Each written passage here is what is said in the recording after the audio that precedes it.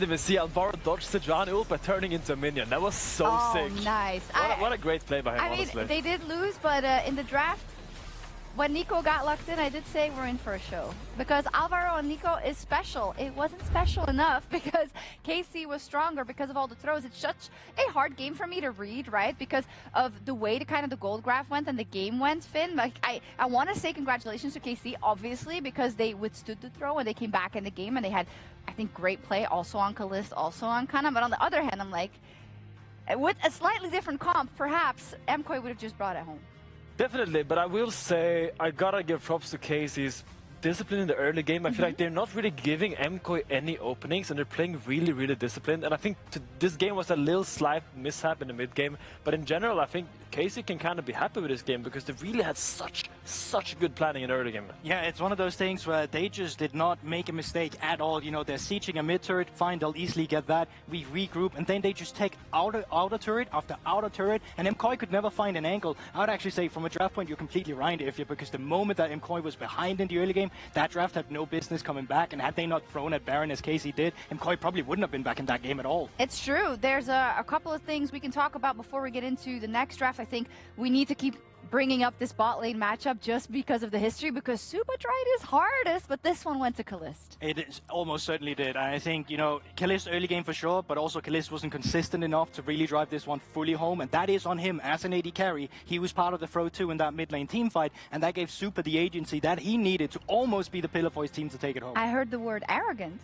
It was arrogant, it's cocky movement, of course it's cocky movement, but that's what makes Kalist so good. He has the confidence to make these plays, and it's what that allows him to have that Ezreal clip that we saw in Paris, but this time around, it's what also allowed Suba to come back in the game. Can we talk about this? Yes. 52% damage percentage. Wow. He is putting on a clinic. That is immaculate. I've never seen such numbers from an AD carry before.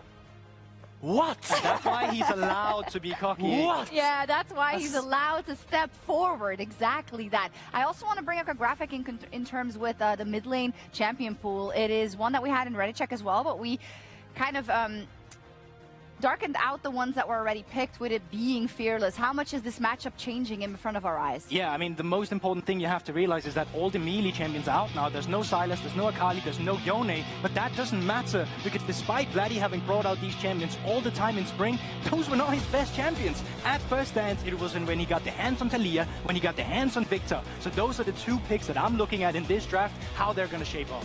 Yeah, and it's now back to old school Vladdy. Hello, I'm back. What? But Yeah, I just are you here to take my spot? No. It's fine. Those times have passed now. Oh no, we're so happy. both washed. Yeah, that is true. Okay, looking on this draft though, I love that you brought up the Victor and the Italia, but for me, like, Vladdy is this kind of guy that we've known him now. We know him now for all these melee champions, but his Victor in Winter was his main pick. He was just winning every single game in Victor, getting these massive ults in the late game fights, and just carrying with so much damage. I really wonder if they're going to look for it now in the early rotation, because I think it's such a power pick. Odo's here. We already did that. My producer said, can you please make sure that people know Odo's here? No, don't worry, he did that himself. Okay, He's my pencil fun. Okay, no problem. But also, I think the jungle matchup is something we haven't talked about, and if Theory was the champion that I was going to bring up, both junglers has played this recently and to really good performance, but you know, first pick, Taliyah open, Asia's already banned, not that you would take it into it, but yeah, that's the big one. And the Varus was banned both games by Casey on the blue side. I think they really showed that they prioritize this champion because it is just the prime AD carry in lane, and it just gives you all that push that you need. I have a question for you two as well, because Taliyah is usually paired up with a Pantheon of I, that setup. With the jungle pool being trimmed in this game 3 of Fearless, what are we really looking at? Ooh, this is tough because now it's mostly utility in the jungle. I feel like I don't really think that there's any particular strong combo. Because now the scanner got taken away. I would say that it's probably we're looking at Wukong or any sort of AD bruiser in that case. I do think the scanner snatch was very, very smart and very clever from K-Corp, because they can still go for the Victor on 3. There's no threat on them to pick the mid lane. That was yesterday, this lane. Yeah, and they do lock in the Senna and Nautilus, which is a really strong lane matchup, can kind of match the early power of the Varus. The problem you run into... Grief. You think it's Grief? Yeah. I mean, I think the main problem you run into right now is that your jungle pool will get pinched even more. And when it's already being so hard to find a good jungle champion as the Victor gets locked in, it is the Vladdy champion as we talked about. But now, Elyoya will get pinched in the 4-5. I would still like to go back to the Senna pick because I feel like this is a little bit nonsense in the sense because particularly Senna's base stats are extremely low, in at least the HP, because she's always this mix between support and ADC. So she's balanced around that. And when you're playing against a champion like Varus that is primarily poke, you don't really have any sort of engage state on him. And passively, as the game goes on, you lose more and more impact because the Varus will be able to poke you out. And Senna has been one of those champions where, yes, the souls are dropping more frequently now when you're killing the minions, but we've often seen Senna as being played AD carry, not even make that 100 stacks at the 20-minute mark. And you need range, especially when you're playing against the Victor and the Varus in the same team composition. Hate the Senna. I hate it. Hang on, wait, let's I think it can work, but you really need to like make sure you can at least get your stacks early game. So when you get that level 6, level 7 mark, you actually have some stats to contest, because you will lose the push early, but eventually you get to the point where I think you can kind of out-sustain the poke of the Varus and kind of hit him back. Clever bans from K-Corp here because they identified as well as Jarvan, Wukong. They're probably the best setup champions for Taliyah that enable her to either, you know, play through the mid lane and enable her to move around the map. So now I'm curious about what MKOI is going to pick. What if we're going to get an Ivern, perhaps? Ivern could be very interesting as well. You already have that frontliner in the Nautilus. I'm also looking at a potential Braum because MKOI left that open, but that would at least allow Senna to stack in the early game. So maybe they would just want that and open it up for them. I feel like this Alistar is needed because you do want a little bit more proactivity. Braum is a little bit more of this reactive champion that you want to tempo the fight and play it slow because you just stop the advance from the enemy team. But I feel like when you have Senna, Nautilus, Taliyah, you don't really need to stop anything, and you benefit a lot more from having the proactivity coupled with the Varus, coupled with the Victor. And I know we might be seeing something like Ivern or Renekton because you do need a bruiser top lane, especially if you're going the Ivern route. The Trundle is actually a great pick that I have missed. We have seen some resurgence of the Trundle pick. Pretty much played around the world into this playoffs patch. I think it is extremely strong. It was played yesterday by G2 into the Sejuani, which is the classic counter. Against Skarner, I found it a little bit harder because you can't just ultimate take all those free stats. I think you have a tendency to get locked down sometimes in late game fights. See a lot of lockdown on KC, so it has to really make work of that early skirmishing power of the Trundle, and that pillar is paramount. As we see a Nidalee blind pick in the top lane, which is so Mirwin. Oh, but this is so hard to play though. This composition is so difficult. You barely have a front line with engage. Nautilus is your best bet, followed up by the Taliyah, but there's no like hard CC outside of that, and you have to play around as Senna into the composition of KC. I like it. I was criticizing MKOI's draft, but I feel like they found pretty much maybe the only way where they can salvage this team comp and make it actually really good, because I think when I look at mid game, you have so much zone of control with Taliyah E, Trundle Pillar, Nautilus Hook. It feels like it's all of a sudden so much easy to close this gap and play and nullify the range advantage. Okay, who's gonna break the tie? Goldberg hates it. Odoamne loves MKOI. Oh, I'm back on the string here. Well, I feel like when I look at Casey's draft, it's just pure comfort all around. It's Kana on Gnar, it's Vladi on Victor, it's Targamas on Alistar. All these champions they've had so much success with all across the year. I do like MKOI's innovativeness, but I do really give the edge to Casey. Okay, KC have that warm winter jacket you've relied on for year after year after year, but MKOI perhaps have the new shiny shoes, casters. Who wins the next one? Even Shox is talking about feet. Like, come on. Like, look, game 3, the shiny shoes. I have a big question because on Koi's side, that draft, if we're talking about comfort, they're just like a massive pocket pick of champs. Dagda, you tell me you like it? What do you reckon? Well, I think the question is, do KC have the blue suede shoes on? Because when I look at like the fact that like Nidalee from range, he's going to be AD. Nidalee can do a ton of damage. You've got Jojo that's actually got a good bit of range as well there. Super too. I think that's where you can try and play through this as MKOI, and I like the point that Oda brought up, which is the zone control to try and enable that for a lot of MKOI. Whereas for KC, trying to get value out of some of these picks, I think it's going to be relatively tough. Like, you kind of need Targamas to be very flash reliant to find engages and set you up. Otherwise, it just becomes very tough to try and play at the fights. This is not what you would normally see on the Rift for League of Legends for MKOI. I think we can all agree with that. It's not necessarily what we call a standard comp in League of Legends. However, if you are the team which has practiced this stuff and you believe you have the mastery of it, obviously that means that the enemy team, less practiced against it, has a little bit of a disadvantage with that in mind. I think in this game, one huge thing which I'm going to be looking at for MKOI is how well do they combo their half-engaged tools, like the Senna W, with the Trundle Pillar, because everything gets so much more threatening for MKOI. If a pillar is into a choke point, and suddenly, you know, Yike gets knocked up out of his Ixtal's impact, or Targamas is caught in a choke point, and then suddenly the W lands. That could really open up some big windows. That can be your engage. The thing is, I'm pretty sure this is how the interaction will work. I'm going to try and keep an eye out for it. But I'm pretty sure if you just have the Unraveled Earth down and the pillar comes up, it's the same with Yasuo, where it counts as a shove. So you just get the stun off It's a tiny displacement, and that's enough, Yeah, so you get the stun as well. Because you can see that sometimes with something like a VIQ, that's more obvious, right? But yeah, there's a lot of ways you can quite unexpectedly get put into a full CC chain. So if KC lose control of an area of the map, they allow MKOI to stack up and just look for that one fishing skill shot, things can really go wrong quickly. I'm curious about the build, because a lot of time with centers, we've seen things like Black Cleavers as well, and in this comp, as we know, things like Trundle and... It would more than likely be the static shiv first. Yeah. Just because you do need the ability to contest Varus on that mid wave, especially when it's the poke Varus into then Black Cleaver, Rapid Fire Cannon, these sorts of things. But otherwise, I think you'd be relatively okay. But MKOI doing great work on the bottom side right now. Yeah, and also, I got to remember, stuff like this, Super, what he's trying to do is not hit one target. You're trying to get that double tap onto each target to get that soul on cooldown. It's like an 8-second cooldown per target, and when you're the farming center, which you almost exclusively are now, you want to get as many pick champions like this as possible. Targamas is a magnet. Alvaro must be a pretty good farmer, because right now that beef looks pretty bio. Now, let's quickly talk about mid. Why are you the way that An old German joke. Let's talk about mid. If it could ever come up, I think I broke it. Jojo likes this champ. Now, we've kind of come accustomed to like what Jojo is really good at. I feel like this series has broken the mold a little bit, but Talia is something he's hovered towards quite a lot over the course of this split, as you can see, and for good reason. It's probably one of his best looking champs at the moment, outside of maybe the comfort of things like Yone and the Ahri. I think it does play into more as what Jojo has kind of found his niche as on the MKOI side, which is much more of a facilitator style. It still can carry. This isn't like a dig at him. It's just that I love seeing him and Elyoya having that synergy of, like we saw the Vi and the Ahri, right? And he can really pop off and setting up those plays, and this kind of facilitates that once more. And I think it then, as you start to get towards team fights, just sets up MKOI for some fantastic fights using that Weaver's Wall. Particularly when you've got a comp with champion on screen here again, the Senna, later into the game. Oh, nice drop there. Nasty poke.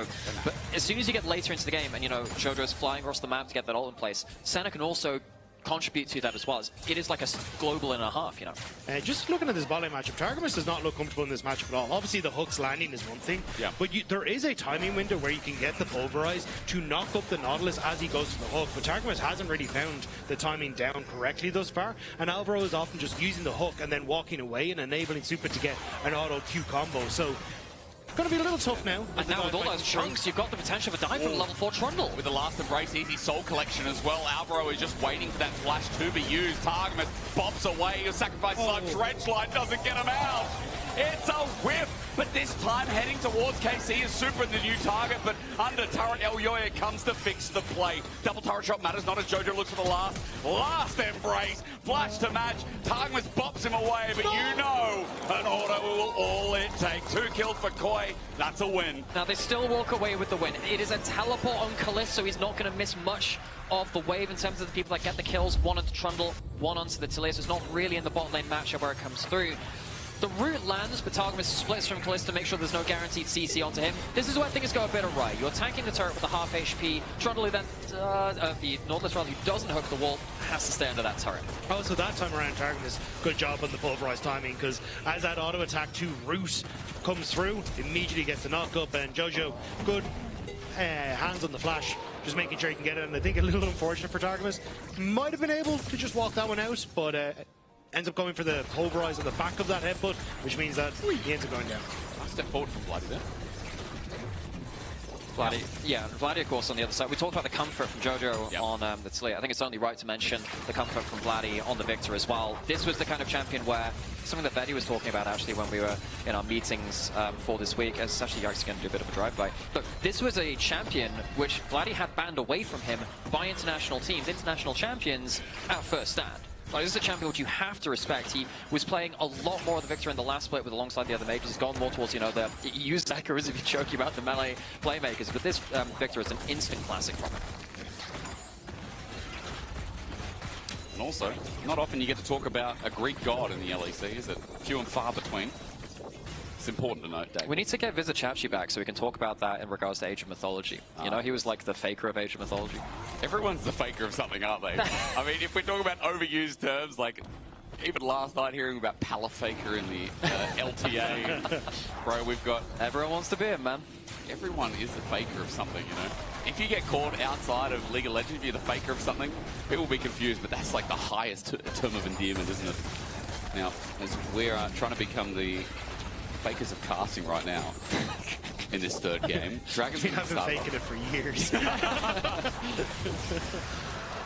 Dragon's going to go down. At the very least, it's 6 minutes 30. Ocean Drag in the back pocket. Grubs far off. And you know, the one thing we haven't talked about this game, which is going pretty even, is top lane. Now, this is first. I was looking through because we've seen a bit of Nidalee top. We've seen Dorat over in T1. We've seen a lot of LPL top laners. The GOAT of all GOAT top laners actually started playing it most recently. But we were also talking about it before getting into show today, that Mirwin was playing this last year, and I remember he was playing AD Nidalee top before it was cool.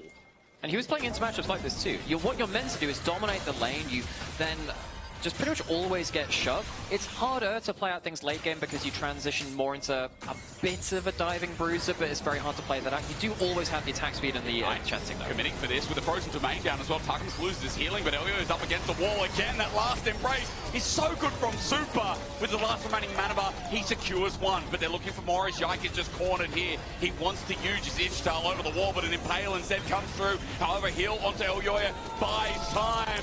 Primal Surge nicely done as Mirwin made the long journey down. TP'd in to make the play. May have been a bit overkill to get him involved in the play, although it looks like they are going to start rotating their bottom lane up to the top side as Void Grubs are about to spawn. But either way, great roams again from Jojo, and Targamas trying to look for the play here, but Alvaro gets the stun. You get the root coming through from Supa, then the pillar on the exit as well. You've got absolutely nowhere to go, and Kaliss just can't get in to deal the damage in the position that he's in. Trundle is the king of trapping you into plays you weren't quite ready for. If you ever find yourself a little too far, you have the pillar, you have the ultimate.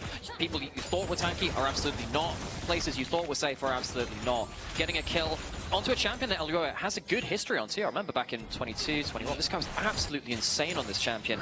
Back when he was a bit more of a I want my individual leads kind of era, and he was very, very good during that time too. Giving him an early kill, especially against a champion like Skarner, which can be dealt with quite effectively with the Trundle ultimate later, that's scary for KC. And again, like, going back to something that Odo said on the desk, could be kind of echoed. The zone control that MKOI have is absolutely insane. So if you are now looking at this kind of position, it's not going to be great. So if MKOI are getting these leads and start to take the towers, they start to take position on the map, trying to recontest positioning on objectives is going to be really difficult for KC. So I think Yike going to need to start pulling out his bag of tricks, because last game he did a good job of keeping Elioya in check, but Elioya is back on the troll and looking pretty damn good for it. Better early. And if they get themselves the Grubs here too, that is a big win for MKOI. You do have the Nidalee, which is very hard to stop them from hitting turrets because they can kind of hop in, hop out. And got champions like the Senna, which can occasionally tap it with the Q as well through the wave. So MKOI getting these, good value for them, and also stops the Gnar potentially getting some cross-map value himself is another good tower taker for KC. The unfortunate part is that Mirwin did end up TPing down to that fight, so the CS lead is already there for Kana. Alvaro just flashed for that, by the way. Yeah, forced the flash out of Vladdy, I think. So it's a flash of flash. Yike going in. Good engage. Now that Alvaro has that summoner down, but Vladdy won't be able to follow up just yet. He's out of range for the rest of KC. Brought back in by an Impale, a gravity field, and Alvaro free dinner on top of a Kaliss. Teddy he had the flash there, unfortunate, as a good collapse from KC. But yeah, again, Vladdy having control over that mid meant that they were able to move in towards that river, and MKOI trying to fight off a little bit more than they needed to off the back of the play. Kind of take a second now to gather ourselves and look at the state of things. You know, the Nidalee hasn't got a CS lead in top side, but did get that first kill, so maybe not the laning performance we'd want out of this pick. I think it's, you know, not easy to get laning leads over Kana in general though, so that's definitely something to keep in mind. I'm keeping an eye on that jungle matchup though. Yike getting that kill participation definitely helps, but the later this game goes, the more worried I am that that Trundle ultimate and the pillar can pin what is normally a very tanky champion into the play. They might overestimate that a little. Kaliss, wrong rush. Alvaro sees him, flash away. Alvaro double flash out of key carries now brought out by some pretty good plays. And again, we were glazing Alvaro last game and the game before, so deservedly so. On his Nautilus already, he has been a hook magnet, or at least creating people who are hook magnets. But also, we got to see it yesterday. Like, as this game goes on, Alvaro is just going to be such a tanky lad. The fact that you end up with all these shields coming through from the Senna, the heals as well, you do not die in the same way that a normal Nautilus would. So the fact now that you get to play frontline with 20 seconds until Dragon, you can start to rotate them, as you see now, down onto this bottom side. And even Supa getting some alone time with the mid turret as Targamas trying to make a play on Mirren. He's a fast boy as well. Boots the Swiftens, gets him in nice and early. Kano's about to go into Mega Nara as well. Senarol comes down, buys him even more time, though Kano flashes away. The engage is there before he turns into a big fat beastie boy. Targamas also speared to the face, and Mirren is going to grasp him for the kill. The sidestep backwards was so clean. Now it's Mirren's turn to take over the early game. Exactly what we talked about in Champ Select. You think you are safe in these plays. Trundle Pillar makes a safe area, not, and the Senna ultimate comes in from across the map. KC fall apart, lose 2 kills, and suddenly what we're saying was a bit of a neutral matchup for the Nidalee not far enough ahead. That's 3 kills. More kill, more blood, more blood. Let's see where Jack coming from into the wall. Well, it's an easy push into Mirren, and Mirren knows he's probably going to die. He's going to take a plate with him, and I think Baus would call that worth. That's 250 gold as Targamas rejoins the alley. Mirren's just about how he dies right now. Kill given over to Kalisz, which is nice. But that was both TPs to the bottom side to make that play happen. You still lose the Dragon, you still lose 2 plates, 3 plates, and you're going to lose a top plate. I'm not calling worth on that for KC. And it's going to be, I mean, they are at least bringing Vladdy towards topside, but yeah, absolutely. It feels like with all of this happening, with all of the plates as well, you're losing minions, you're losing a cannon minion here. The overall value of the play is much, much lower. I guess they felt, okay, we've got to make a play while the Senna ult's down. They don't have that global pressure. Maybe now's the time to go for it, but they are overall losing out. It just goes to show you as well the value that when you get all 3 grubs, when there's no other grubs in the game, it's just immense, right? Yeah. And at this point, like, MKOI using it so well. Early gold lead, 1,500. Now, Kana, he's going to ult him into the wall. I was going to say, I don't think Kana wants to be here because with a pillar up again, even with the spear dodge, he's just dead. Super gets in on the action finally, and MKOI are running away with this. MKOI are playing this fantastically, catching out KC again, and it's kind of coming back towards these picks that we haven't really seen from MKOI before. Game number 1 was the Galio that felt like it caught KC off guard. Now this one as well, the Trundle pick doing work in these early stages. 100% kill participation for MKOI. Sorry, for Elyoya. Yep. It has been a great game, and now looking for one more. Weaver's Wall comes out, but unfortunately, Jojo a little bit late on it. Vladdy gets out alive, but hey, turret's going to go down on the bottom side. It's the first turret of the game, and it's so funny because each and every early game, Kana was coming out with the lead, or at least looking pretty stable within his lane.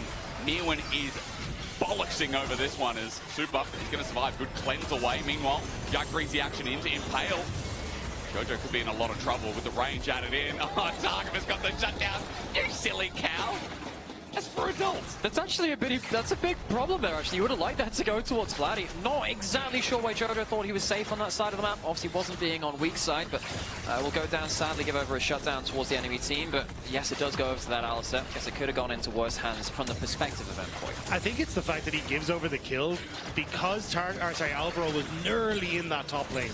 Like, if he'd been a little bit more patient, hadn't given the kill over, Alvaro's then there to help defend. They can hold on to this top tower. So even if the kill goes cross, I think there was still ways that MKOI could have defended the top tower. Now, though, a lot of gold into Vladdy's hands, and we know what this guy can do when he does get some lead on towards the victor. Now, it's not a lead, but he's able to answer for, the kill that has already been picked up by Jojo Pyun.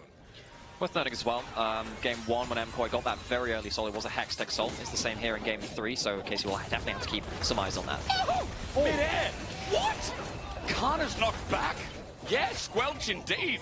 Gets away. Hot damn, that's a game of League of Legends he was playing, wasn't it?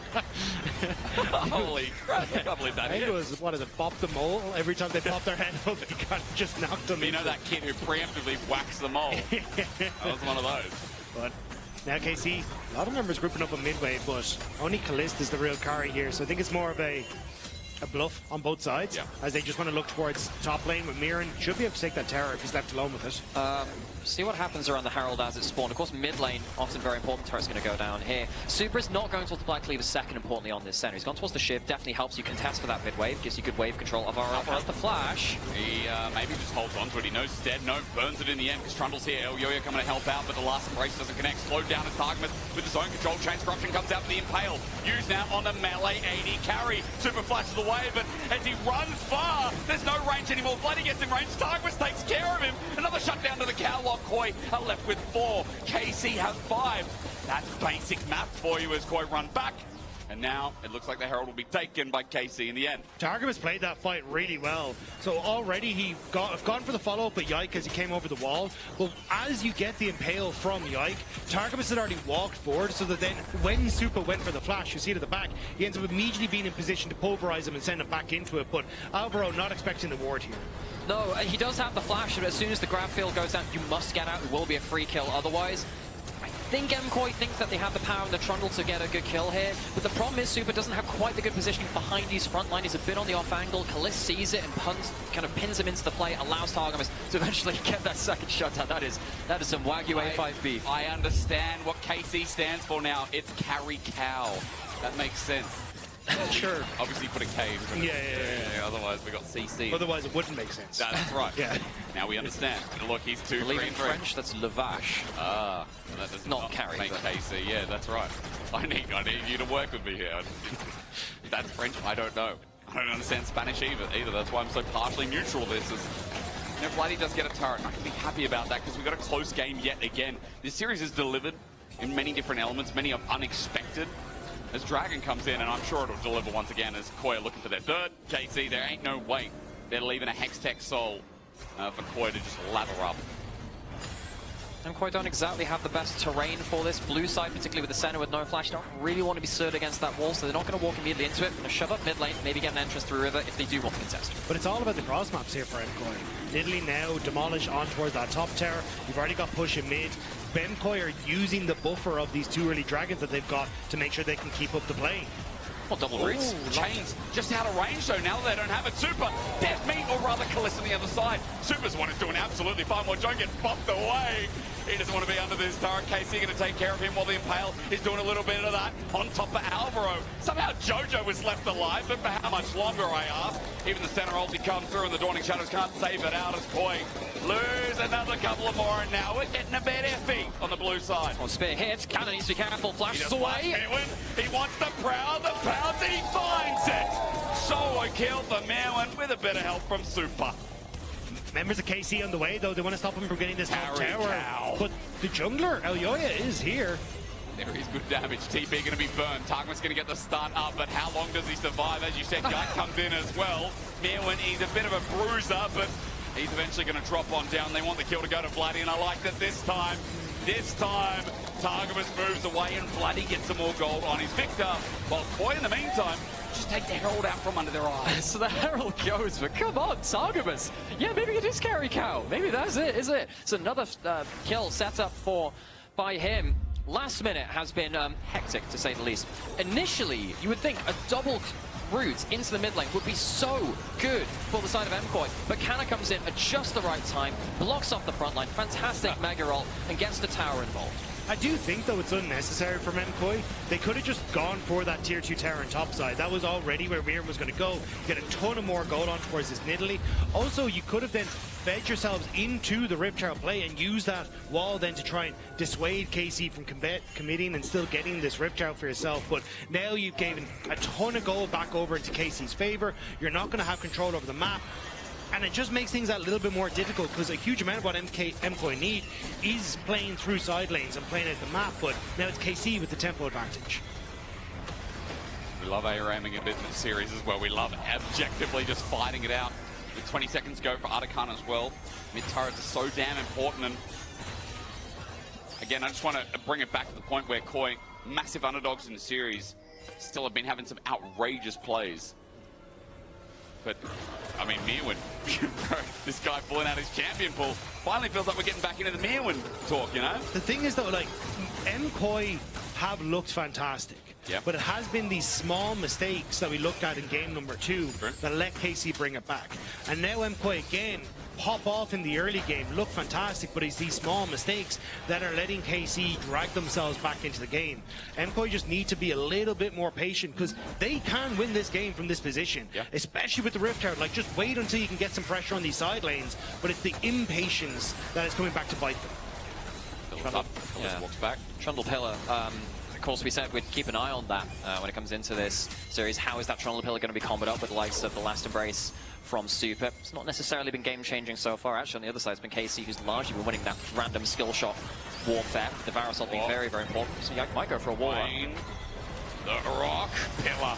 Nicely done. Yike just going to be free soul usage, and Super actually whittling down his Impales down as well. Look at the spot with Dredgeline too. KC have just walked into this choke, and it's gotten from bad to worse. Yike gets out from the seismic shove, but Targmas, I can't say the same on the other right side of the screen, who flashes out. Dredgeline flash to match it as well. A one-man Nara ulti just won't cut it. A double shove back, a double kill for the Canadian mid. The import works again, as KOI have just secured themselves another couple of doubles. Just as it is asked for, the Trundle combo comes through, the pillar catches out Yike, and then the ultimate seals the deal. Vladdy might flash forward to Jojo, he doesn't have his own. Jojo with the rock surfing will get out safe. And that's going to be Atakan for MKOI. KC, the ones that overextend on the mid play and end up giving that advantage over to MKOI. KC will get the mid lane tower, but the fact you have Atakan, and again, positioning it looks like for this Dragon should go the way of KC, but still, huge play. Yeah. This is the biggest thing here. It's just the pillar onto the Skarner, the ult immediately afterwards, and your Skarner is no longer a tank. Often Skarner has been just unkillable in the front line for so long now, the last year or two of League of Legends. This is without a Black Cleaver as well, and just Yike completely solid out. But it's also just how far away KC are from the play. Yike has gone over several walls to get into that position to try and look for the Impale, when Kalista is still trying to make his way out of mid lane. Like, that was way too far of an overextension, and KC, like we were just saying, hey, you've gotten control of tempo, you can now play for these objectives, but now giving a lot of that advantage back over. Now KC, because MKOI went for Atakan, have got back out of the map first. They're the ones in position for the Dragon, but I think if I'm MKOI again, like, give over a second Dragon, look for that tier 2 on top, look for the play with the Rip Tower onto the mid lane tower, and crack open this map a little bit more. Yeah, especially since you have that ability to use those globals across the map. Why don't you do it a little more? Herald has been summoned up by MKOI as well. They'll take the towers instead of the Dragon. That's double turret though, and that's almost a 4k gold lead. They've also got the inside track to mid. Kalist gets there, but the Weavers wall out. Almost caught out. Their backs against the wall literally, but they're going to be okay. Turret stays standing with the Herald getting a charge, and now nothing to do for another minute and 50 seconds. Look at Bot. You can see that Kana gets to push him, but he doesn't get the turret because there's an Italy on the prowl once again from Mirwin. And you lose a very large wave onto that top side. Answered a little bit by the wave that was missed by MKOI on the bottom side, but still, MKOI, this is what they need to do, just try and play through these sides. Keep KC in difficult positions, but hang on a sec. No, good pillar. But this is what I was going to say, is that the insurance policy that you built up as MKOI has now kind of been paid out. 2 dragons apiece now. You don't really want KC getting to that third, getting towards that fourth, especially a 3 hex dragon or even 4 hex dragons is going to be very painful to try and deal with. So this is where MKOI now need to start playing towards the objectives, which is playing into the hands of KC. And now there's going to be a lot of people at home who maybe haven't seen enough in Italy top. I just want to inform everyone that the longer this game goes on, the more grass stacks, the more health stacking items as well, the more one-shot capabilities with Demolish. Your side lane presence with 3 grubs as an Italy is one of the most powerful parts of Mirwin's game plan. When left unchecked in a lane, this bro will start pushing like a Tryndamere. And particularly when you are this tanky with this kind of build, because you get a bunch of HP off of all of the items that you build, because you build the bruiser stuff. Yep. If you are isolated against the Nidalee, she doesn't have to give a damn about you turning around much damage onto her. She will largely win almost every 1v1 in the game, particularly when you have the Talia and the center ults on build on that too. KC, it removes their options to play isolated, especially if you have that Gnar as well. Gnar needs to be very careful at points in the game, especially when you're 2,000 gold behind, to not give that opening to Mirwin to open up on you. I'm also just keeping my eyes on the vision that MKOI have at the moment. You can see how well they've set up on this top side. If I can hit my buttons correctly, there we go. That's a button. That's 1, 2, 3. They also, like, it means that then every time, if you're KC, you've got to take this long route back around to try and defend the top side turret. And it just makes it very easy then, on the flip side, for you to just drift through here and back over onto the other side as MKOI. So that's why KC, you can see them now grouping as a unit, trying to get control over mid and clear out some of the vision that has been established. But as you do that, you're now getting pushed on bot, and it's just making it difficult for KC to try and set themselves up the map. But with only 2.5 minutes now, KC have kind of weathered this storm. It's 2 more waves that you can play off of as MKOI before you have to reset and look towards things like Dragon. We're actually getting very close to 100 stacks on center as well. You can spy that in the corner of the champion portrait. That's the stacks, the mists, as they're called. And of course, the increase of that range, having the rapid fire cannon. This isn't going to be the Black Cleaver build. However, if someone gets Trundle ulted, I don't think you care nearly as much about that, and that single tap into that Q is going to be very, very high damage.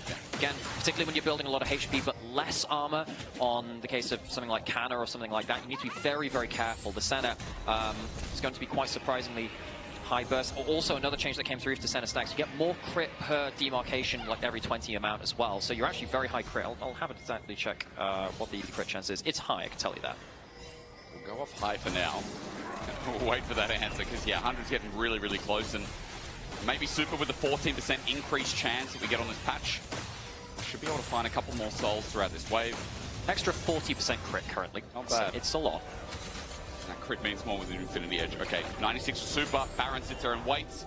KC moving on the opposite side of the map, and being red side makes it harder to face check here. There's Baron, but done a good job of forcing off while Koi puts their resets into action, while again Mirwin in a side lane is just trying to use that range to get some free grass stacks.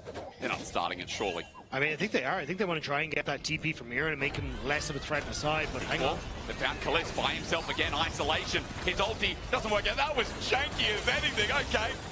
We're playing Minecraft here in the mid lane, as seemed to be some kind of relocation device. I mean, nice job though, because Kalist being able to escape away from that could have been disastrous. 30 seconds now until the Dragon is up and available.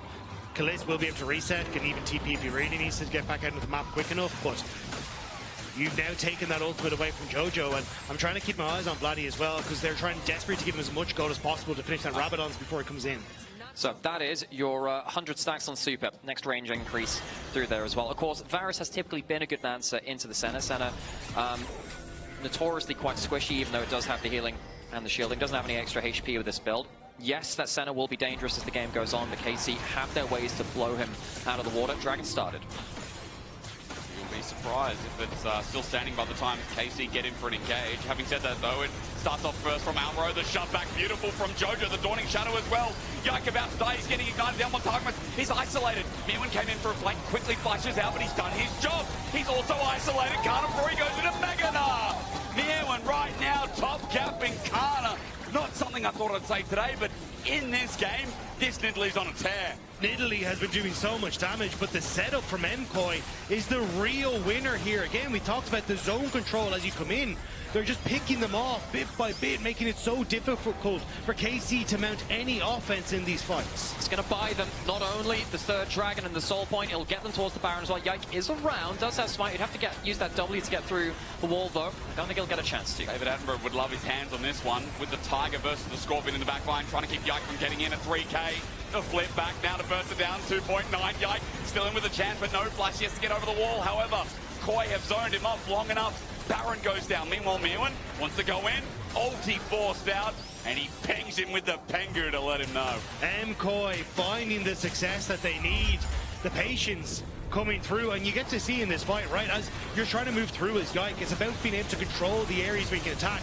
You send him into the middle, the zone control on towards Vladdy, with Mirwin being able to force him out on towards the top side, and it's just these hooks after hooks that follow up the shielding, the healing, making it nigh on impossible for you to really get through anyone on MKOI. The front to back feels impossible for KC in a setup like that. If you're going into a hook, into the combo, the Trundle onto you as well, you just don't have the damage to fight frontline to frontline. And MKOI, they realize that. They do get themselves the good terrain. And KC, they'll need to find another way to approach this MKOI team comp. You must somehow get the Talia or the center out of position and stop them doing optimal damage and comboing onto the front line.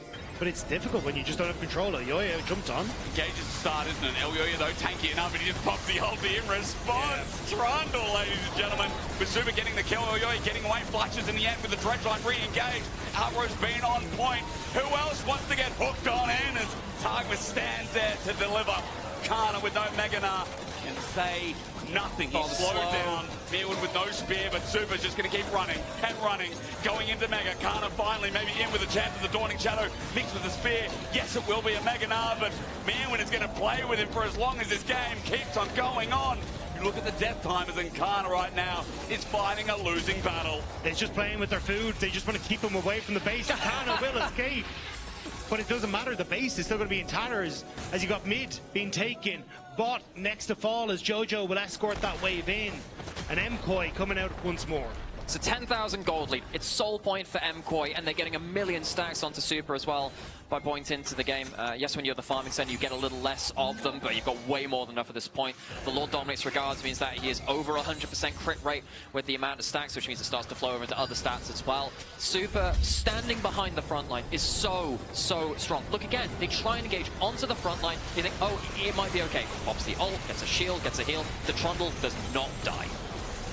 I'm also just, if I'm a lower bracket team, I don't want to play either of these. Like, my God.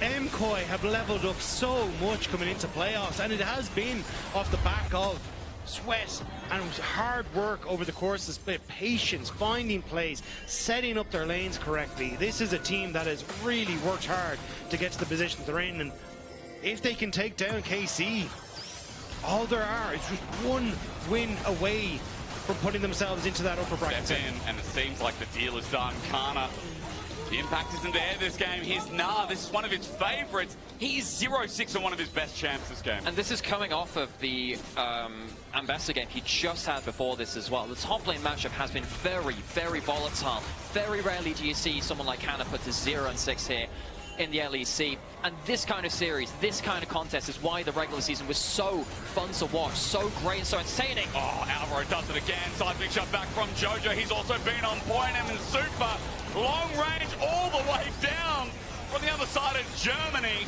This 80 carry's not missing a beat. Yakubi free soul usage is at 140 soul. Koi are going to run this into the base with the death timers. This could be moving to match point. MKOI taking everything, and they will fall back and reset for a potential soul for themselves as well. KC just don't have it in them. This Garner is not tanky. Everything has been stolen by Oyoya.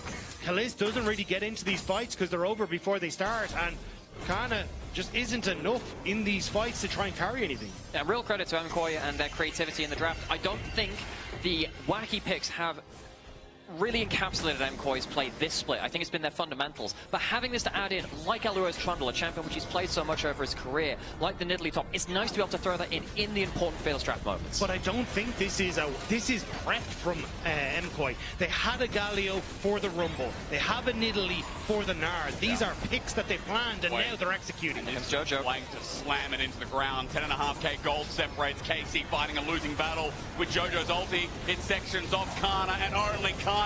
He's given a new wall, but it won't matter as Kalis is separated from all the spears. Again, Elyoya puts a pillar out, and that championship trophy, he will spout. Into the air they fly as Targamas gets a good engage, and maybe there's an option here for KC to sway. There is indeed. Even with a big Chaos Storm, though, is it enough? V1 run, Kana in the middle of it. Super now outranged, finally. That's Bloody got his time to play.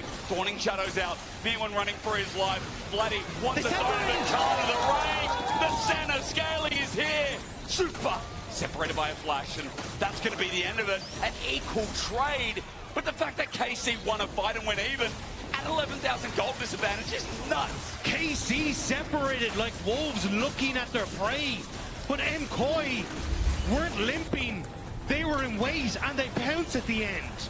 Serious shout out to Targamas again. Somehow manages to punch Jojo into the KC team and into that Chaos Storm midway through that fight. I thought initially again, look, it's another front to back. Surely you're just going to get outvalued at this point. But this combo coming up right here after the hook saves things for them. Flash forward, quadruple knocker, gets the Talir back into the team, and that gives them a fighting chance. Chaos Storm pops off, and it gives them a platform to fight from. Insane from Targamas. And then, as they follow through, KC think that they have it. MKOI running for the hills, but the shield here buys Mirror in time, and then the separation. As you end up sending Kalis over the wall, Super Mirror and finish off one, and then you have to run for the hills. So in the grand scheme of things, it's still soul for MKOI. It is still a difficult position for KC. And now, Super Minions starting to push in on the base, and there's only that top lane inhibitor left. With the wall out yet again, KC is separated this time.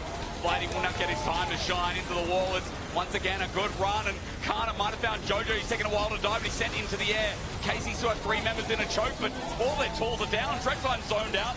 Over the wall, even with a flash, Kana can't do much else, and the Hextech Soul seems to be too much. A triple over to Super. Kalist left wanting, and you could say the last fight was beauty, but KOI bring back the beast. MKOI finding the success that they need. This comp might have been a little wacky, a little different, but MKOI executes so well. MKOI pick up a second win versus KC. They are on match point, even coming in as the lowest seed. Unexpected, but also delighted. Can we go to the 5? Can KC thrive? A lot of questions left up as we go to a break.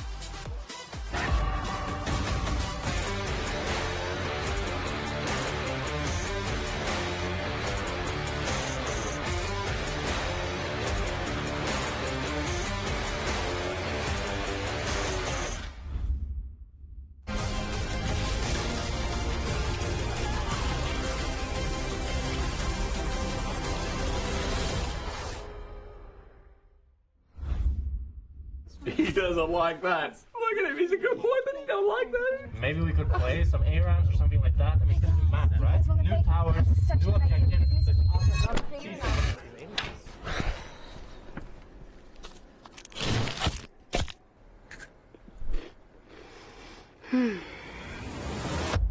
Have a break. Have a Kit Kat.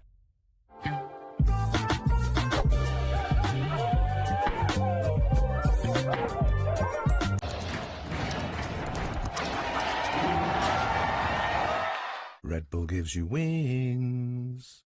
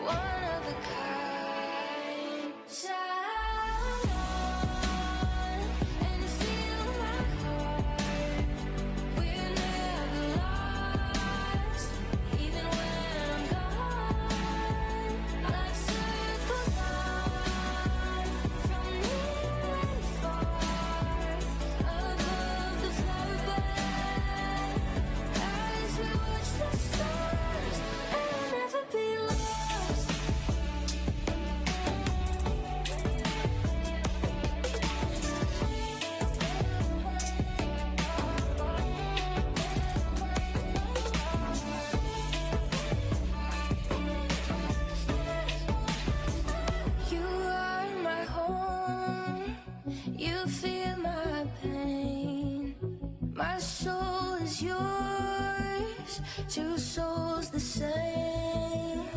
With you I'm everything. You never asked me to change a thing. They set our world on fire, but our hearts will burn for miles. I see your beauty shine. You radiate with light. Our hearts dancing time. You're one of a kind.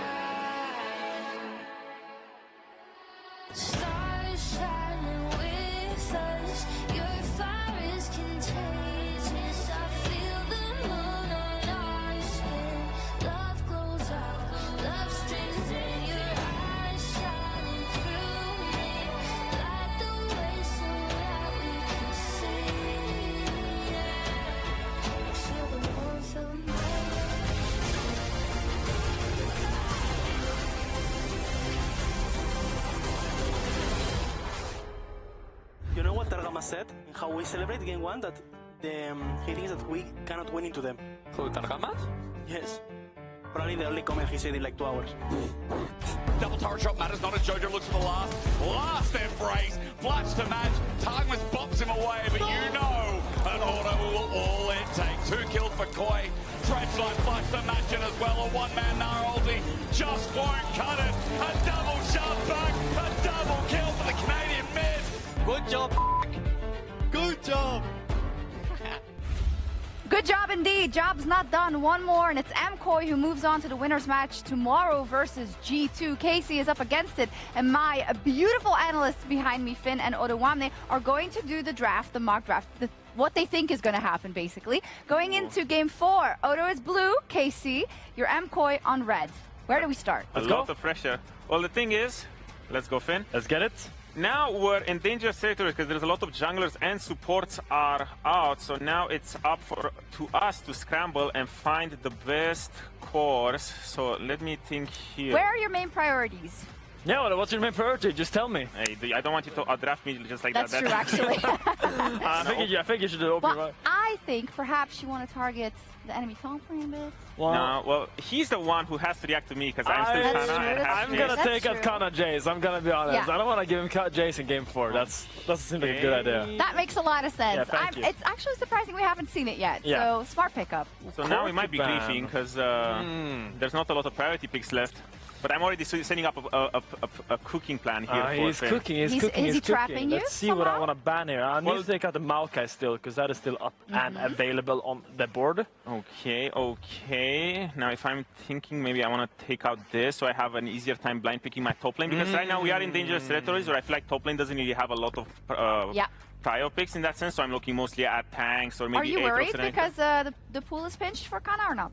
Well, I wouldn't really say so because I still feel like we're at the point of the draft where he still has plenty of picks. I think he has 2 or 3 picks left here. I will take out that Seer from Vlad because I think that's the highest priority mid laner still up and available. Okay, and I don't want to give him that first pick because I think that's just too powerful. I'm going to go for something a little bit basic here and react. I'm going to go for the Orianna first pick. Good, very stable. Very something Vladdy's good on. Don't take any risks there. Yeah, it's Vladdy's playground here. The Zeka arc is gone, so now he's back to the original Vladdy arc where he's playing control mages. And I feel like right now, as K-Core, for example, I would have a lot of options with the stuff that I can be picking. I'm going to respond with a natural counter pick. Another control mage in the mid lane. I think Georgipion has shown premise that he can play away pretty well. And I will also take the only good skirmishing jungle, according to me, that's up and available, the Wukong for Elyoya. I think in game 4, he will look very good on that. I'm really quickly going to go into Renekton and Nocturne because I feel like this way I secure probably the most stable top lane and also a good combo for the Nocturne Orianna. It is deadly, especially this late into Fearless. And 4-5, I feel like on blue side, it is a little bit easier when it comes to finding a combo. I think it's a little bit more difficult for red side with the bans and having to isolate the picks 1-on-1. It's a little bit harder for red side to find something. You feel caught off guard by the knock? I mean, the Renekton is strong. It's a strong blind pick. I think I was going to go with a Sion. I can kind of neutralize that top matchup because my Wukong will want to farm and get that level 6 spike. So having a top lane that's kind of stable, we'll lose slightly in the 1v1. We'll still be fine. Are you arguing against yourself? But at the top, you're saying that Mirwin needs to be more creative. Yeah, but I think, against Renekton, it's hard to pick something creative just because how strong he is in his own lane. If you pick something creative and you have a jungler that won't really want to help you, you might end up in a really difficult position to be in. Great point. Yeah. Exactly. And now, as blue side, I kind of want to take away the Renata and maybe the counter pick supports because I feel like this is the only advantage red side. Going later into Fearless now that all the melee supports are out, I feel like this is going to be the traditional red side situation where they want to use their 5-pick support to get a strong enchanter, enable a hyper carry for the ADC. And now I'm probably going to be taking out maybe the only utility ADC left. Not many left. And the AD pool is getting really pinched here. Yep. So I think I will just take an AD carry that Supa has shown that he likes in the past, and he is very comfortable on the Seri. I think it's one of his better champions, and I will just have to take it away. Yeah, makes otherwise, sense. I think he'll take it. Yeah, makes sense. And now Great going to 5, I feel like it's a little bit problematic because as blue side, you know that he wants to go for the Lulu. So now the question is, do you want to deny it? And I feel like the answer would be yes, because right now it is pretty much a front-to-back fight. And I do feel like Lulu, when it comes to the enchanter supports, that Renata is out now, I feel like it would be probably one of the better picks.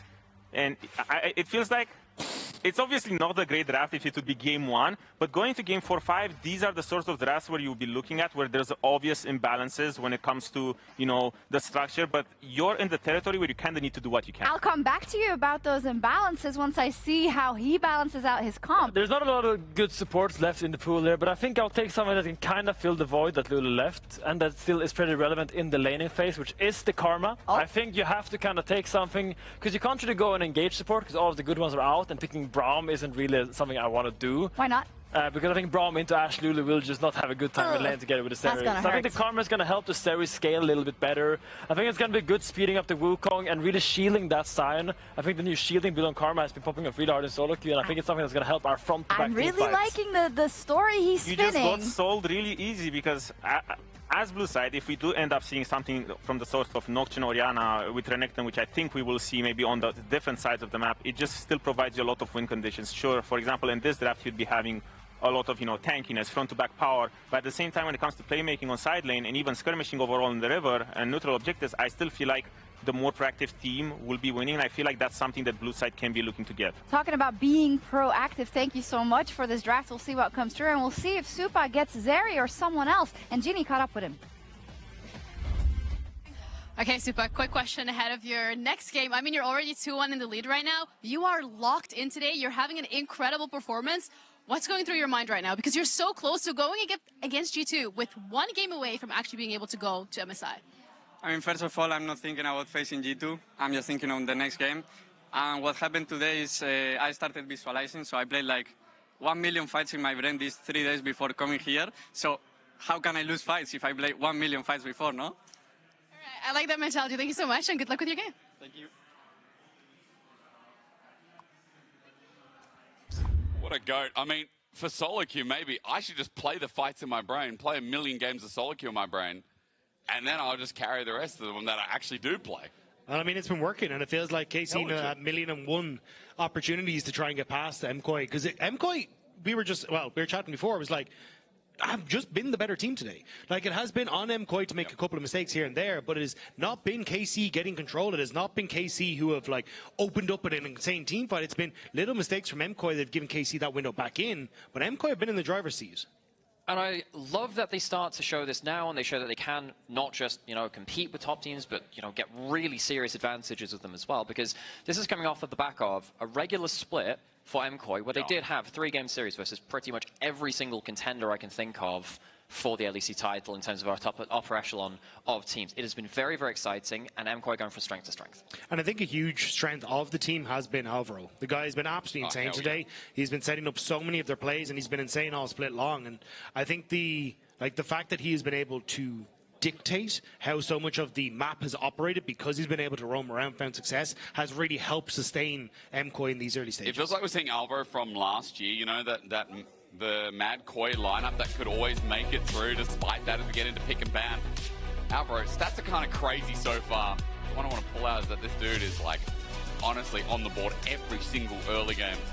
In fact, KDA 4.9. That's a fun stat. Let's move into pick ban. Let's see if KC can bring us to all fivers. They simulated the ban before, or at least the draft, I should say. Wukong was one of the first picks on red side here as a response. Now taken off early by KC. One of the things which I'm keeping my eye on is a lot of our lane dominant supports, AD carries rather, are gone. I think there is an angle for a Misfortune for KC. Kalista already plays a lot of it. I wonder whether they'll set up a wombo comp. The other thing I'm keeping my eye on is what happens with Gwen. Because the first pick, Gwen, opens up things like an AD mid, an Ivern that can come through in the jungle, and then like a double AD carry comp, like these sort of things that just become very difficult to play. So Gwen going to be taken off the board, but especially when you're starting to dig deep into those mid lane champion pools, AD champions become a lot more viable alongside the Orianna that you saw Odo in the draft immediately take up. So one of those few taken off the board already as well, waiting for that last ban to come through. About 80 champions, or at least on-hit champions that Azir just not let up in this series so far. Azir found us that last one. So another one of those blind pickle and mid laners. This is the point where you start really figuring out, okay, what are your actual pick priorities later into the draft? A lot of your traditional quote-unquote OPs are done with. I did question whether there would be something like a wombo combo draft coming in. KC in a bit. Maokai, EU really valuing this so far. It's helped set up for so much stuff. Nefira response could be there as well. EU still looks at this and Neferi is a jungler to make it up here. Yeah, I think it's a very strong pick and definitely something that you can look to try and play You around. want AP solo laners, though, don't you? But actually, no, I think if you go towards it, you're fine, but going to prioritize the Lucian instead. So trying to get something like, well, we've seen a little bit of Lucian Nami in other regions, hasn't worked out quite so well, but still Lucian a very strong pick. But I think for MKOI, I like going towards the Neferi if you can try and find something to play supportive on that mid lane towards it. Okay. What I do like about KC's draft, though, is getting that AP jungler still now gives you a lot of value in opening up for these AD mids. Yone's taken off the board, but something like a Tristana that can try and punish through that mid lane is also something you can go for. But you can leave that for that second rotation and still have the flexibility available in your draft. With Lucian locks in, normally you would really like to go for something like a Zeri Lulu, but at MKOI, they've banned away that Zeri. So they do go towards that Misfortune. We did say, hey, maybe they go towards a Wombo draft. Looks like they are going towards Maokai ult forwards. MF, Wave, chucking down their big skill shots on top of that too, so in which case you found some success with. You could go for the Nami right now and just say, right, good luck Lucian, Nami, good luck dealing with that in mid-game. Yeah, I think the problem for MKOI is that KC have kind of gone, okay, you've gone for Lucian, apart from the culling, relatively short range. Neferi needs to get into fights, so let's just go for range. So you've already got the Hui who can deal damage from a very sizable distance, same with the Misfortune set up for the Maokai. So now it becomes a problem for MKOI to find ways to close the gap. Sion can help in some regard as he is unstoppable as he runs through, but I still think you need more engage for MKOI if you're going to try and avoid just KC keeping you at arm's length. If I'm KOI, I love the fact that I am a Sion running into a Misfortune play. You know, like rotation of spells, also the fact that Misfortune can't constantly hit the same target because her passive falls off the love tap. So, I don't know, I feel like Mirwin being pretty smart with this. Right, but arm ban as well, because the Misfortune would very quickly run out of steam in those kind of fights as well. So I think it's helping out quite a bit. And there goes Anami. So now what do you like? Milio was something that we saw a little bit, but I really don't like. Milio can do anti Maokai, but I don't think it's the position for it. I feel like you already have good engage coming through from the Sion, so if you can find a little bit extra elsewhere, it could open up for that. Say, well, you're not going to get your best value ultimate because you can cleanse off that CC. They might keep it until last pick just so they can see what will win them the lane. Of course, Lucian with his passive changes with the Vigilance can go with hard CC supports, not just the Enchanters anymore. Renata is also still open, so if they end up trying to open up with the bullet time, can go for the Renata lock-in as well. So there's options here for MKOI, and then for KC, I wouldn't be surprised if they actually try and take something that's a little bit more carry focus for Kana, still in that top side, so you can try and push and get some advantage against the Sion. Mickey's Tarek yesterday with the Kalista was unbelievable. Are we really going to get a Tarek? Oh, blind picking Tarek is kind of risky though, because if you get range supported into it, that is a problem. Camille coming in for Kana, his first one of the split, I believe. Jax is gone.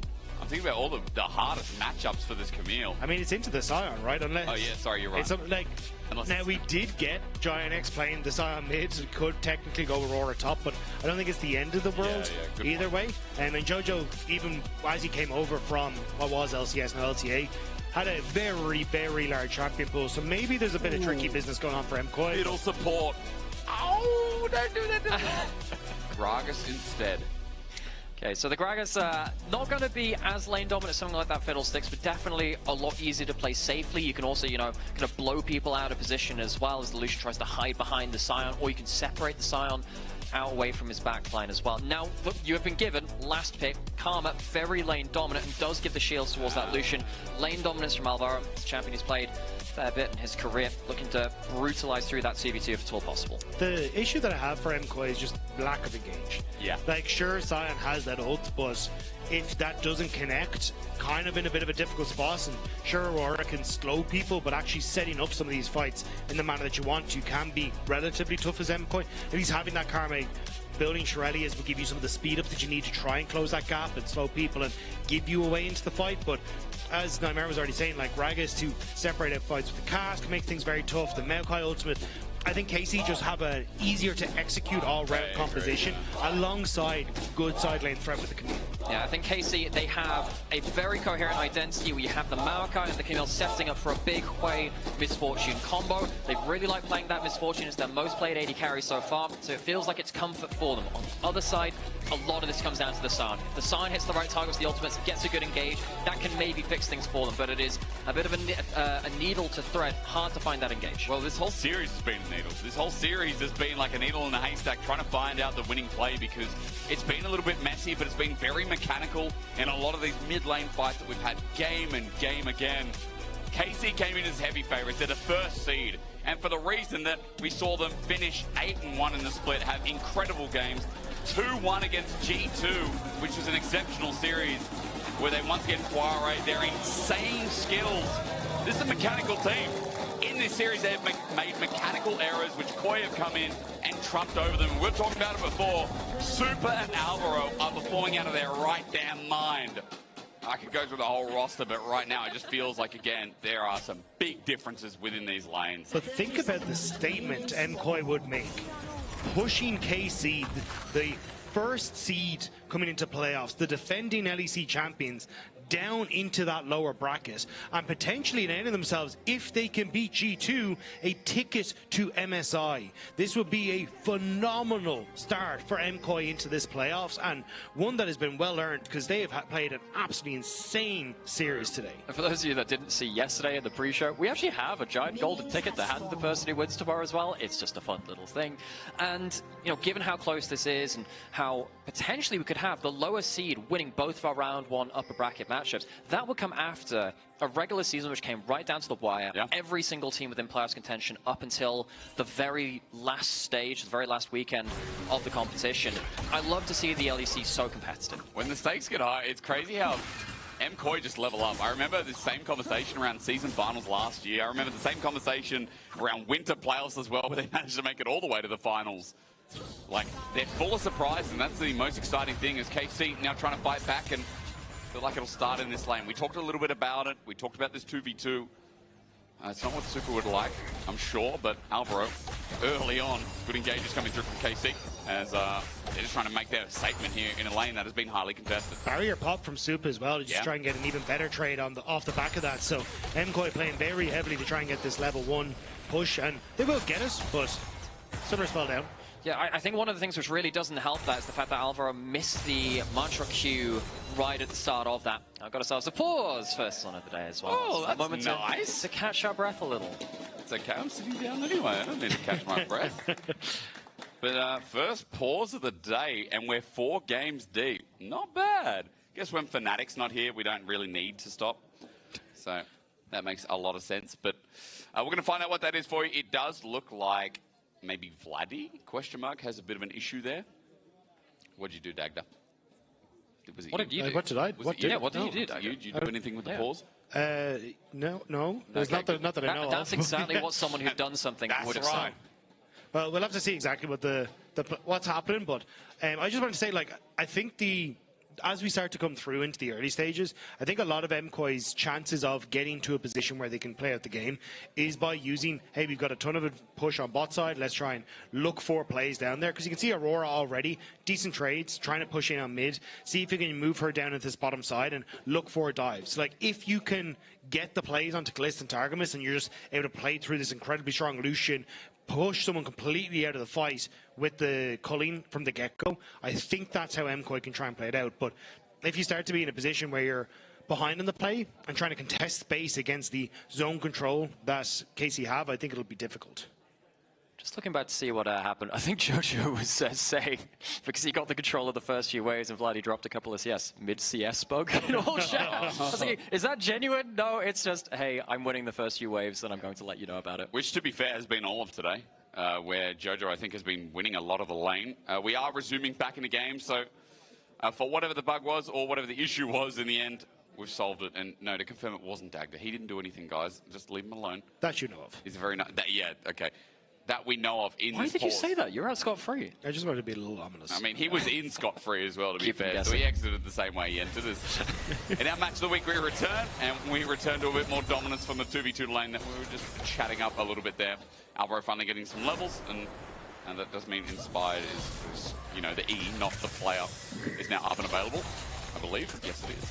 Yeah. Again, this bot lane should have actually been doing a little better at that level 1, but the first mantra Q of the game, not getting hits on the body slam. Good space, and with the heal as well, Targus not in too much trouble. He's going to get some damage reduction thanks to the W, but those summoners coming out for a big barrel of a trade. Because what he ended up doing, using that heal to activate the Vigilance passive of the Lucian, get that even stronger double tap on the next couple of autos. The only lane doing that as well. Vladdy just got chunked a bit and misses away from the W, but Jojo already, we saw, having a pretty good side of it as well.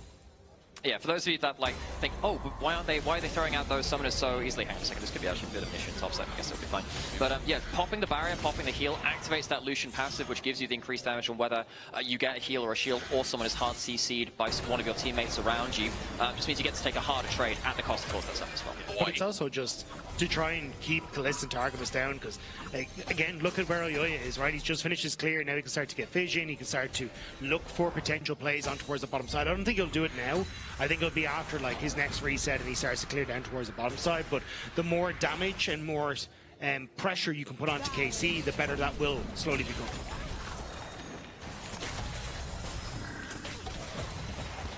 Laning phase continuing. Jojo, really good mid lane laning phase play from him this series. I really liked his Ahri play versus Sylas, got very far ahead in that matchup.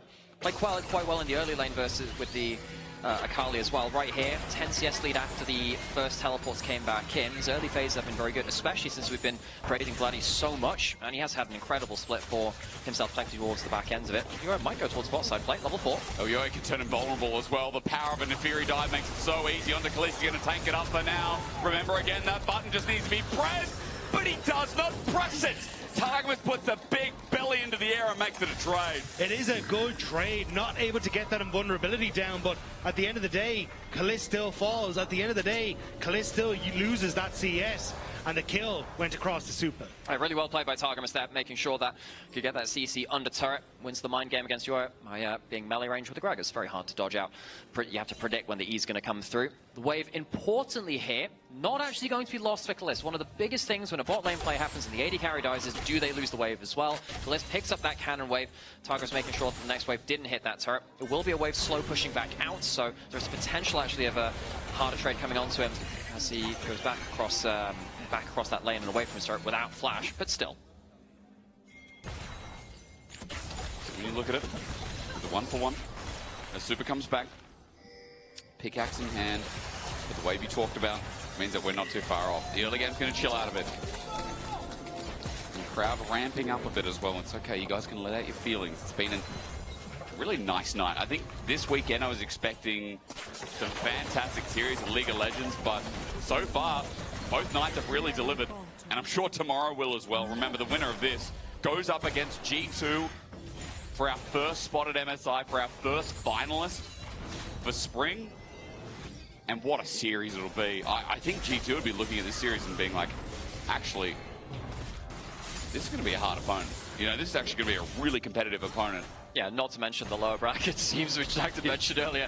Wow, this is going to be rough. It's going to be harsh for GX and Heretics in that lower bracket to face off against one of these teams going down towards their matchup. Good dog. Yeah.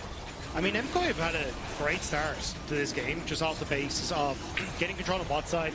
They're going to get the dragon. Was KC, you don't have level 6 on Yike. This will be tough. The smite is very low at this point in the game. Now he gets chunked a little bit. Casey looking at the yike! Walks in, Bramble smashes, takes it. He's already burned his flashlight, so he'll die for it with Targamas. Also ready to sacrifice his own life. The feat of warfare down, but it doesn't stop there with Kalista having no mana and no way out. A double over to Super.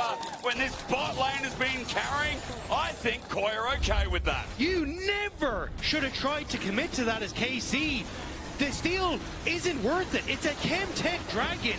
And now, Yike flashing in has put himself into such a horrible position that the kill goes across to Jojo. Targamas and Kalista trying to help out on the bottom side, which means they fall as well.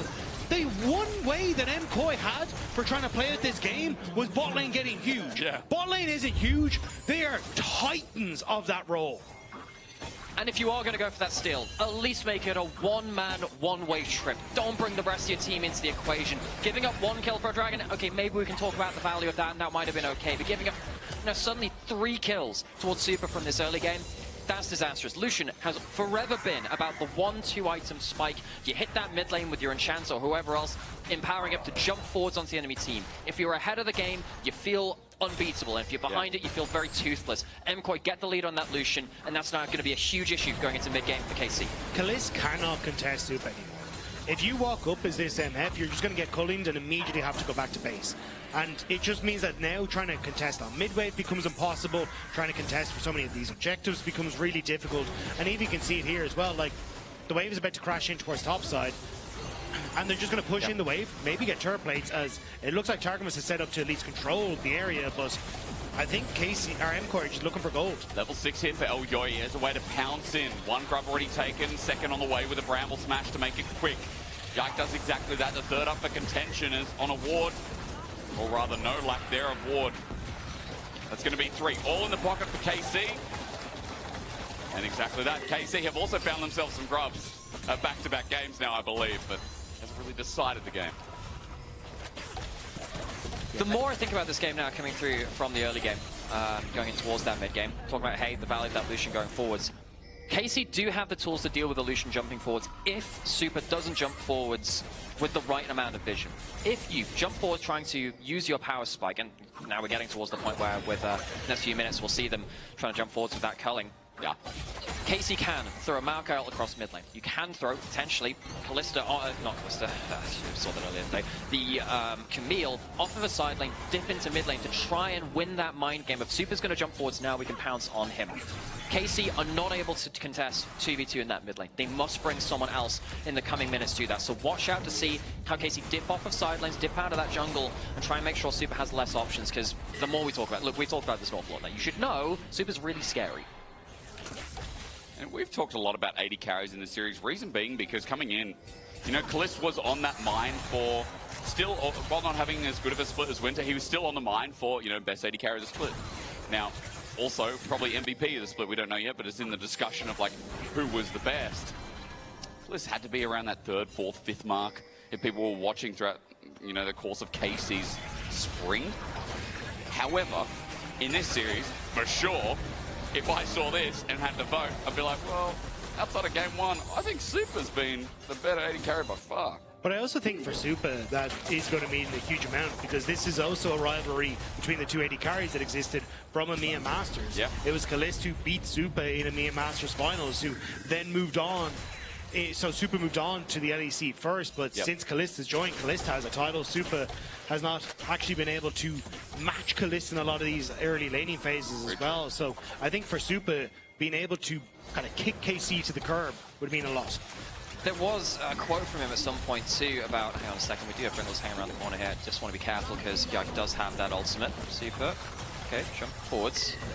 He's not overcommitting yet. Also, there's a dog by his side. Elyoya's moved in, culling out. Explosive cast from Targamas and found Alvaro for a bit. Yike doesn't want to make the commitment, especially when Elyoya rears his head and Super steps on up again. Jojo's just going to pounce and onto Vladdy. There's a good fear out. Jojo going to take a heavy chunk, but it is ulti for ulti in the end. That is now down for mid laners. So, bot side, yeah, always feel a little bit strange when you don't have something like a cleanse against a Maokai ult. It's going to explode pretty quickly. But yeah, there was a quote from Super saying, hey, you know, I want to have a finals versus Kalist. I think a lot of people want to see that. Yeah. And a lot of the replies when people post that on Twitter, particularly from the different fan bases, like, well, you know, KC just went to first stand. Is this really that we want to see, you know, Kalist versus Viper or something like that? Fight the Unleash! I can tell you who let the dogs out as Elyoya goes invulnerable for the time being.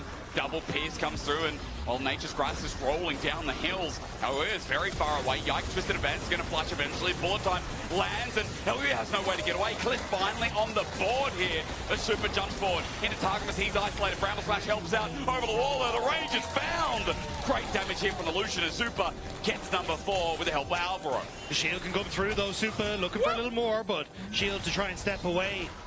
Yike managing to get the flash to get a kill on towards Elyoya, but gives his life in return. And again, these are the issues that you face when Super is this strong with the Essence Reaver already completed. You still have the barrier through that too, so when you're watching this clip out, yeah, you have to keep that in mind. So Yoya jumps in, realizes there's more teammates there than they would have liked, and we said, hey, there are tools from Karmine Corp to punish someone diving in a little bit too deeply. And in this case, it's Yoya. Used that W a little earlier. Didn't have it to avoid the Maokai ultimate in this case. Yeah, and unfortunately for Supa as well, because Targamas was defending Kalist. He couldn't really just go forward to try and get onto the ulti MF. Meant that he had to play a little bit safe, so MKOI turn one back around. The second dragon now in their favor. Yike not going to try and get anywhere near this. Yeah, no flash steal this time. I mean, he doesn't have the flash to steal this time. I think there's a lot of regrets. We're talking about it before, but Supa being this far ahead based off the fact that Yike wanted to steal Dragon. Maybe you could argue KC shouldn't have committed alongside with him, but one apiece here. It's going to be Hextech Soul. And on the match point for KOI, they are 3,000 gold ahead at 13 minutes into the game. You look between Supa and Misfortunes, explosive cast. Found Alvaro, maybe a kill, maybe a pick, over to Kalist. The burn might be enough as well, and eventually he gets it.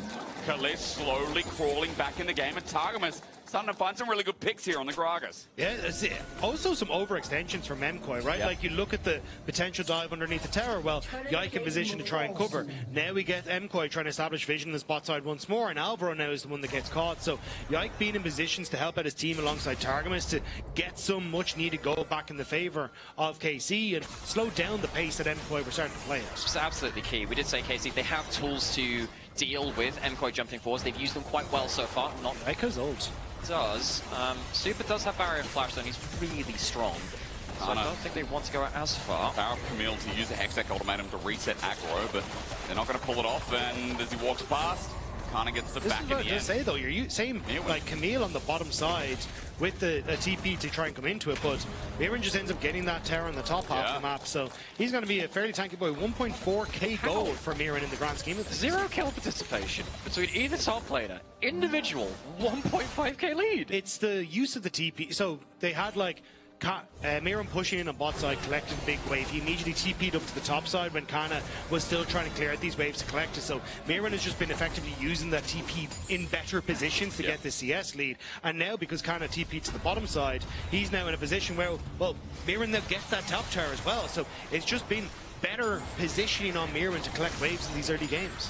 And often having Kana in your team is a bit of a cheat code. He just destroys matchups when he gets ahead in them. And Mirren, I think his value has not necessarily come out of laning phase in this split. He has fallen behind sometimes in those laning matchups. For him to be ahead in lane and now on a Scion, which will be playing up against a Misfortune that's also 1,000 gold behind, Mirren has got to feel very, very good about his position in the game. He hasn't had any kill participation just yet, but when he does, he's going to be in a really good spot. It's, I think for me, more about Kana just being kind of crappy with the whole situation. Let's get killing Alvaro, but you kind of want your two items here as Flashes. Kana. Didn't want to get lathered down, and now the teleport from Mirwin. Doesn't have his ulti, but he has the position. Nature's Grass out onto Jojo, who pops the ulti himself. Yike up against the wall. Kana tries to find him, but the Hextech ultimatum is down inside the ground, and Yike who drops first. Now Kana's slowed down. Jojo for the chase, culling out as well. Explosive cast doesn't stop it. But KOI now thinking about if they can go again. El Yoya also, let's not forget that this dog is out to bite. You see there, though, MKOI, they do get the kill on towards Yike, because I don't think that was the target that KC should have gone for, but it's the after fact where they are struggling to try and chase down KC even when they're low. Kind of shows you where they're at with Targamas. It's okay, he's a Gragas, he gets poked out a little bit though, and it means for KOI that this Herald is just going to be taken like that. I didn't see Kana's ulti. It looked like he ulti Jojo mid-movement of the Happy Funland circle. Between worlds, yes. Yeah. So while he was at Disney, I have to ask myself, what happened to Kana's ulti? Yeah, I think it was, as you said. I think he tried to use it and just ended up popping around. Yeah, got good eyes there, Jake. It was. I was just like, where did it go? Yeah, basically because when you're traveling, like, you know, hang on a second, Super Jumps, was that dangerous? Time, and he ran into it, almost dies, but he lives for now. Bullet time ain't going to do too much apart from send Super backwards. Heal burnt from Alvaro. Still kept that barrier, good discipline on that summoner. Alvaro uses his heal instead. Just a quick Jojo flashes away, but Yike is going to be able to follow this with the Bramble Smash. He's caught out, and Jojo can't be making that mistake in a game. 4 versus KC, shut down, and Kalist from 1,200 gold down is now back in the game. Yeah, Kalist, you know, use that ultimate under the mid lane turret. Maybe Jojo thought, okay, you know, bullet time, this is a time for me to play around mid lane, but goes way too far. And Yike in the right position this time to punish. Still going to be a Herald put down into the mid lane. Super still very, very strong despite Kalist catching up in terms of gold. That Lucian getting some gold off the mid lane turret. Small mistakes again from MKOI, but still, mid lane tower taken. Control over this area now as well as Dragon is about to spawn. potential for MKOI to start to move in towards that bottom side and punish Kana, who's a little overextended, but good defense from KC and making sure that they can bridge that gap, but still to be pretty careful here. Trinity Force doing work now, though. Mirwin is taking a heavy chunk, and it looks like Grass is also building up in its own right as Koi continue to hover. 15 seconds for that spawn. Third dragon of the game. Koi start building up this soul here. Seems to be like the obvious choice, as moving in and controlling vision right now is easy to say. Unintended consequence, I think, of that kill onto Jojo. Trading flash for flash with Aurora means you no longer have a flash on the Maokai to deal with the Lucian. That could be quite impactful here. Jojo doesn't have his, of course, but, you know, he's an Aurora. Can throw that ult forwards to be a bit more happy about that. Next fight, KC need to find a way to deal with this Lucian. Also, Mirwin, he ended up taking a bit of a rough trade against Khan on that bottom side, but now in a good spot with his health bar, good mana, and Dragon has been starting. Kana now starting to move up from River, or from bot side. Lift sitting on the same components of Super right now, so 80 carries all intents purposes even as Nature's Graph comes out. Mirwin in the middle, though, has to flash away. Great ulti from Jojo, but again, guy finds his number. Jojo runs into the middle of the whole KC squad. Now Kana has a chance, has an angle, has an ultimatum. The bullet time line, the try! Making it rain is Khalid. He's back in the game. It's a swing and a miss from MKOI, and KC happy to catch that one, immediately turning it back around and finding the success they needed. KC using that ultimate from Camille to really set up well from Misfortune. Didn't think it was going to be a fight about the Misfortune. I thought it would be about the Lucian instead, but call me a liar, MKOI could not get Super enough into that fight. It was all about the Camille and the Misfortune. And in a game that's so important, Jojo starting to crumble a little bit here with his setup. Well, the problem is Mirwin doesn't hit with the ultimate. Jojo is then stuck because he's been jumped on by Yoke. He dies regardless of where he goes. And it's just a case of, hey, maybe I can regroup, but MKOI not setting themselves up for success. That led to Grasp as well. Just the end, holding everyone from MKOI into the bullet time. And here you can see again, we highlighted in draft, difficulties with engaging mean that KC can play around it. They avoid the first punch, an immediate haymaker after. I think Jojo got a little bit flustered. He used his E while his ultimate was still up, and the backswing from that E kind of blasted him back into the ultimate and put him onto the side of it. I think the Maokai might have done the same thing, actually. But Jojo not able to get the positioning right there. And you're absolutely right, it is an important loss. Team fight in this game. This was a huge lead for MKOI. This game should have been about the Lucian. The Lucian is now down. Kaliss is ahead in the 80 carry matchup. Love to see the reaction right now from individual coach rooms of Spain, of France. It is. It's also just difficult for MKOI to try and play around this Lucian, because when you thought about Lucian being his most successful in the AD carry role, it was, hey, look, I have a Maokai that is paired with me, or a Vi that is paired with me, that is going to lock you down in the mid lane. I'm going to culling, and I'm going to make sure you die, and we immediately win out on the fight. Because someone has to go back to base, or whatever that form looks like. Yep. When you don't have that setup here for MKOI, the ability to actually try and set up Super for success becomes so much more difficult. And you can see it, KC just part the Red Sea as MKOI try and look for the play. And now KC knowing again, hey, we've got pushing everywhere. MKOI are nowhere nearby, are immediately going to take the objective. TP from Mirwin to the mid wave, but is he too late? 6k, moving down to 5. Teleport in response. Kana's going to come a little bit late. LGR sits from over the wall, but they're committing to this. KC want to flip it, and Nature's Grass lining down. Mirwin in front, blocks a lot of it. Explosive cast from Targa, but it goes down. The Artican into the ground as you see Jojo plays with them for a bit, but he's just going to drop. Mirwin in the front line, and his tank as he wants to be is already. Kalist is cleaning up again. Following his Kana, he's got a target onto the dog Alvaro, and LEC running for their dear life, while Kalist is absorbing all the money. The alley-oop onto Super is 10 out of 10. There was no counterplay for the Lucian. Got knocked into the fight by the cask. Maybe should have flashed that one, but you just didn't understand how much damage was coming through. The Lucian, once again, not able to determine the fight. Watch this, cask. Look how unplayable it was after Super got hit by that first bit of CC. Cask, massive damage from the bullet time after Super out of the play. And just great timing from Kana as well. Delayed his TP so then he could actually be behind MKOI as they went to try and contest the objective. So even when you try and look for this big engage, it's perfect. I'll translate for you guys. Hell yeah! We might be going again 5. Nice one, Bloody, I agree. And Koi, I mean, sent miserably back after such a promising early game in VOD. The fact that Kalist is now 1,700 gold up, it it really shows you not only the improvement Targamas has shown me this year, but the setup and the cleanliness of their CC has just laid it down like this guy's on point guard. I think it just does highlight to me how important Engage is. Because if Sion was Ornn, okay, cool, you're good to go. Supa gets to play the game, you get set up, you get the follow-up, but it's just not there. It's something you said in draft, we talked about it. The Engage in this comp, it's not as easy to play. KOI's comp is not as easy to play, and you're seeing all the tools. Look, even Kana has a way in. Elyoya has to pay respect, gets over the wall, but they keep losing zones because KC always have a way to snap them down. Yo, forced into that bot side, going towards the Grom. Doesn't have to blow the flash there.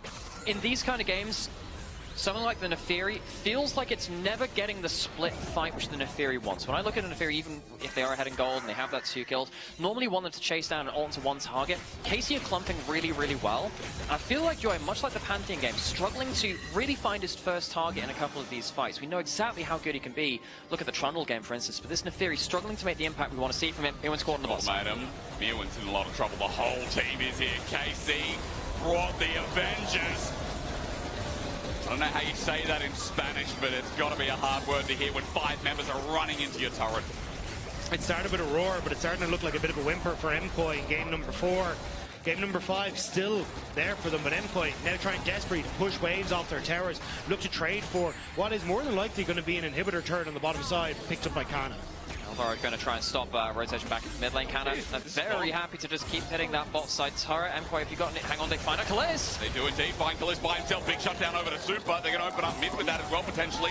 Teleport behind them. Yike is also there, but Kana got bot side turret. Supa has to flash away from Vladdy, who burnt his own. Dragon was being started by Yike, but now he's had to kind of run for the hills as MKOI moved through. That TP is a little far forward. Okay, but Kana's not there yet. He's got to back away. He has no TP. Maybe an opportunity for KOI to find something back. Vladdy's been targeted and found with the culling out as well. He's shut down. KOI keep doing this. They just keep finding plays out of thin air. They're finding the picks that they need. I thought maybe they'd have to try and look for some miracle TP plays with wards, but KC just walking into them. Now Jojo's angle as well. Yike went in blind, but this time they've got numbers on their side. Nature's Grasp will give him a way to escape as well with a phase rush, but teleport now burned. Khan's going to try the unthinkable, while Dragon, number 2 for KOI, evens the stead. Both teams in the lead up to this Dragon were really trying to play smoke and mirrors, and I feel like KC fell a little bit slow behind that. They couldn't find their play before MKOI pulled the trigger. Themselves kind of still in the enemy jungle. Not exactly sure what he can find. It's hard to really play as the Camille onto the Neferi. You can just press W on your ultimate. Game's not secured for a game 5. That's the craziest thing about this. I think KC, though, have an advantage to try and play through with the TP. So you can already see Kana setting up on this bottom side. If the rest of KC just continue to put pressure on towards Baron, it becomes this really difficult game to try and play. At this stage, that Kana can just end the game solo and also could kill Jojo. So you kind of need 2 people down on that bottom side, but you just don't have that luxury with that TP now gone. And you can even see, like, the pink ward set up there from Kana is just ensuring that nobody knows he's here. And Jojo, I think he's about to die. The flash also up in 5 seconds. Gate going to be used. Kana gets out. Sees that the whole of KOI coming to defend. A quick think. But this should be the go button for KC. Clear out the vision that's around Baron. Try and pull MKOI back in towards this position once again. Just continuously play off of this TP advantage. Elyoya was spot on the bottom side, but at least the Scuttle Crab and the ward at the back of the Baron pit, making sure MKOI are aware that KC haven't started this up. I think the top lane matchup flipping around into Kana's favor is so crucial for that. Mewin going towards the Titanic Hydra build, wanting in a little bit extra quick wave clear. Of course, gets the HP scaling from the Titanic Hydra as well, which is really, really good when you've got the Soul Furnace stacking up to over 1,000 stacks. But Mewin, not exactly controlling the areas of the game as you'd like to. Killed the last time he tried to pass shot. Oh, Elyoya goes invulnerable though. The pain is there as the ulti sent out Targamas. Once in, there's a Spiraling Despair and a good launch into Mewin as well with the body slam. He's stuck in place, he's dead. Kalist picks up the kill, and I was worried about this guy being too tanky. He ain't tanky at all versus KC. Especially not versus the Wave. The Wave does a hell of a lot of damage, and Mewin has precious little magic resist. Goes in, quickly taken down, and MKOI must retake the Baron pit. Base checking, Elyoya can do that. Kalist walks forward first. Is it a mistake though? The dog sent out. Could be merely that. KC have started off the Baron, and it's going to start going down quick with no top laner and no TP. They kind of need Vladdy to do it quick though. He's got the percentage health, and MKOI starting to move back in towards the pit.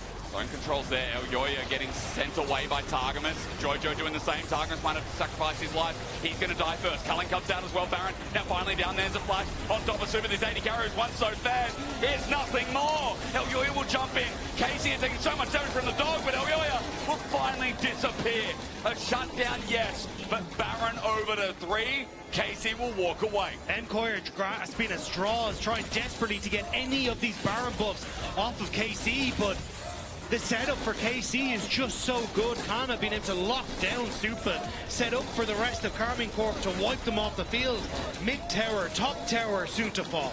Serious credit to Casey. After everything which went against them in the early game in bot lane, when MKOI started getting those picks in the mid game again, they found ways back into the game. They have the Baron in hand, and they may be poised now to push us to a game 5 if they can capitalize on this Baron buff. This is after the front line has already been deleted from Mobstar. Koi makes this much harder. Yoi does win the mind game with Targamas this time in terms of the belly stab to at least get him off the table, but that doesn't make it any easier to try and walk forward. Super uses his E, and doesn't have to escape the Camille. But again, this is the lockdown. It's Kana locking down for the bullet time, sets up then for Kalista to be able to deal the damage he needs to the Super. He falls, and then KC just chase members down. Now a Baron and a minute. Well, just over a minute until the next Dragon. KC can just continue to push in towards the base, fall back to Dragon if they want, but with the range that KC have, honestly, the siege is kind of disgusting. True. The dive threat is always there as well. Their tanky members are so much tankier. If we continue the discussion, there's even enough help on Kana here. It's moving up mid. Baron in hand. 4K gold lead breaking down the base. Seems to be the necessity with the last minute 20 of this Baron, while Jojo's just getting what he can in the side lane. Feels like one of the first times I've seen, well, I've been talking about Jojo for the last while. We talked a lot about Super and how he's failed to impact the fights, even from so far ahead of the game. The setup from KC and the lockdown has been very impactful. Jojo also struggling to impact the game the way we would have liked to on that shotgun buddy in the mid lane. Approaching the turret for now. Koi back away. Baron's just going to do the damage. Walk him out. Now the base is in tatters as Casey used that pressure to just walk across inside and look for yet another turret. Jojo's reset, there's some decent poke that's gone on to KC, but I don't really think it's enough to write home about as Cask sends them flying. Ewan does a mini ulti to make sure he's not one of them, but now his ulti's down for the engage that we talked about. Koi doesn't have too much to go on in now. They're going to play defense. Nature's Grass sends them in a game 4 to lead us to the finale as Koi lose their turret. It's getting closer. It's getting closer and closer, but KC haven't finished the job yet. The minion wave But is how do in. you engage? How do you actually close the distance onto KC? Kana's in mid, collecting the wave. And MKOI are kind of just staring at KC going, like, could you come over here? Like, if you could get over here so we can fight, that would be great. I don't think it's very convincing in this game. I don't think it's very convincing at all. Silent ulti again, I guess. KC, if they played the older brother in there, keeping the hand on the head of the little brother, keeping him away arm's length. They have no obligation to walk into MKOI, and they play very, very well around the openings that MKOI have given. When they get a bit frustrated, jump forwards and leave themselves open. You reckon Yike is now saying worth that Dragon steal? No. In all seriousness, third one goes down. It does feel like Koi want to fight this. Jojo flashes over the wall. He found 2. Bullet time, though. Lays him thin. He'll find his end. Yike, though, almost followed through. Kana jumps in, and Super's the next target. They're burning. They're burning, and they're dropping. Meow in a tank. He's not. Nate just grabs pause. And before this game meets its untimely end and goes to a game 5, we got to figure this out. And it was Jojo that ended up pausing it, I believe. And look, let's be honest, you see the interaction between the Hex Gate. I would imagine that has something to do with that. Obviously, that's speculation right now. We'll give you more actual information when it comes through. We are gathering information. Yeah, I mean, either way, it feels a little bit like Salta's met wound in this last fight. MKOI tried everything. Jojo flashing over the wall to try and set things up, but KC just too far ahead. And again, you're not really touching Kalista in the back line. He's just able to open with the bullet time every time. Kana's got that lockdown. There's just too many factors at play here for MKOI to be able to overcome it, even when they find some decent angles like this one. As we said, we've said so many times in the LEC, like the ease of execution of comps matters so much. And as you get late into Fearless, a lot of comps get a little bit wishy-washy because I think people get into comfort, people get into like you know, what can we actually play here and how does it synergize together? And those two don't always come in hand, right? But the problem now is we have to go to a game 5. Yeah. So you've got to try and find this once more, find ways of easily being able to play the game. And I mean, a ton of your tanks are taken out. You've got like things like the Lily and stuff that can still be played as like carry junglers or even the Ivern and stuff. But your mid lane, you're starting to go right the way down the pool. 80 carries, Caitlyn probably becomes very, very high priority here. Because you imagine like you're still going to get your Azir ban, you're still going to get your Gwen ban. There's still going to be a lot of these picks that are still at the forefront and just will never make it to the table. Wouldn't surprise me if Lulu's a priority ban too, to open up some of those hyper carries now that a lot of the engaged supports gone through. Of course, that's if KC capitalize. We expect they will at this point. I mean, look at Elyoya on this pause. That dog is dead. Like, there's a TP also being channeled currently by Vladdy. And that's going to top the top ward that was placed in going over the place. This is the end, yeah.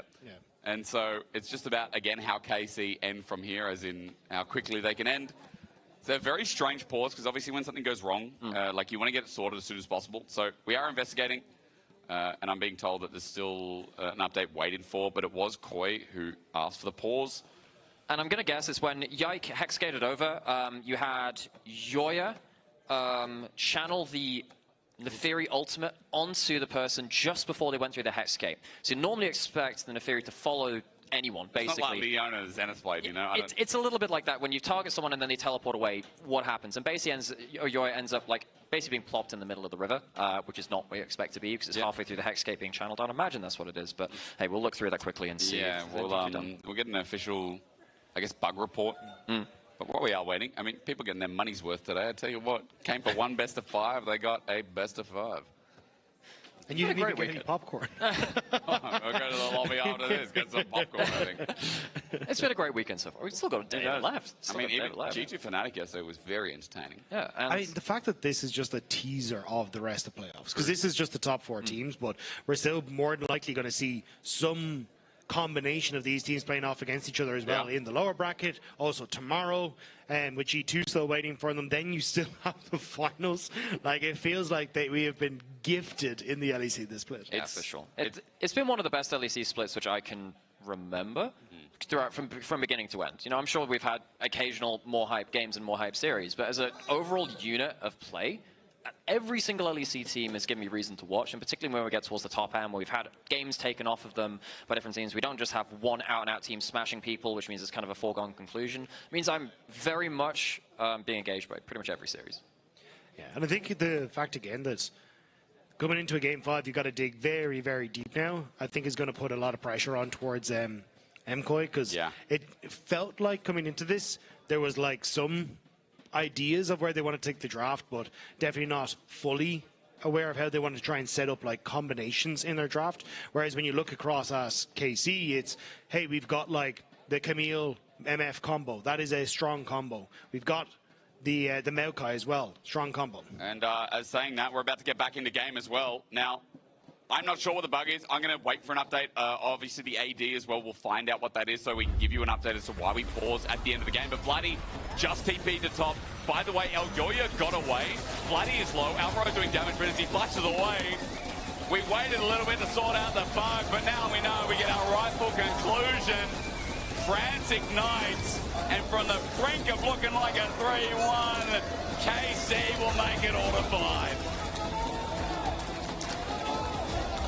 Takes a little bit of the momentum out of it, but it is still going to Game 5s. Sounds a little bit like Silver being scraped. It does indeed. We'll find out what that bug was. We'll get back to you and update you, but ladies and gentlemen, we get all 5 between KC and Koi. That's the back of our heads. That's our lovely audience. They're ramping up for what is the final game to decide who faces off against G2.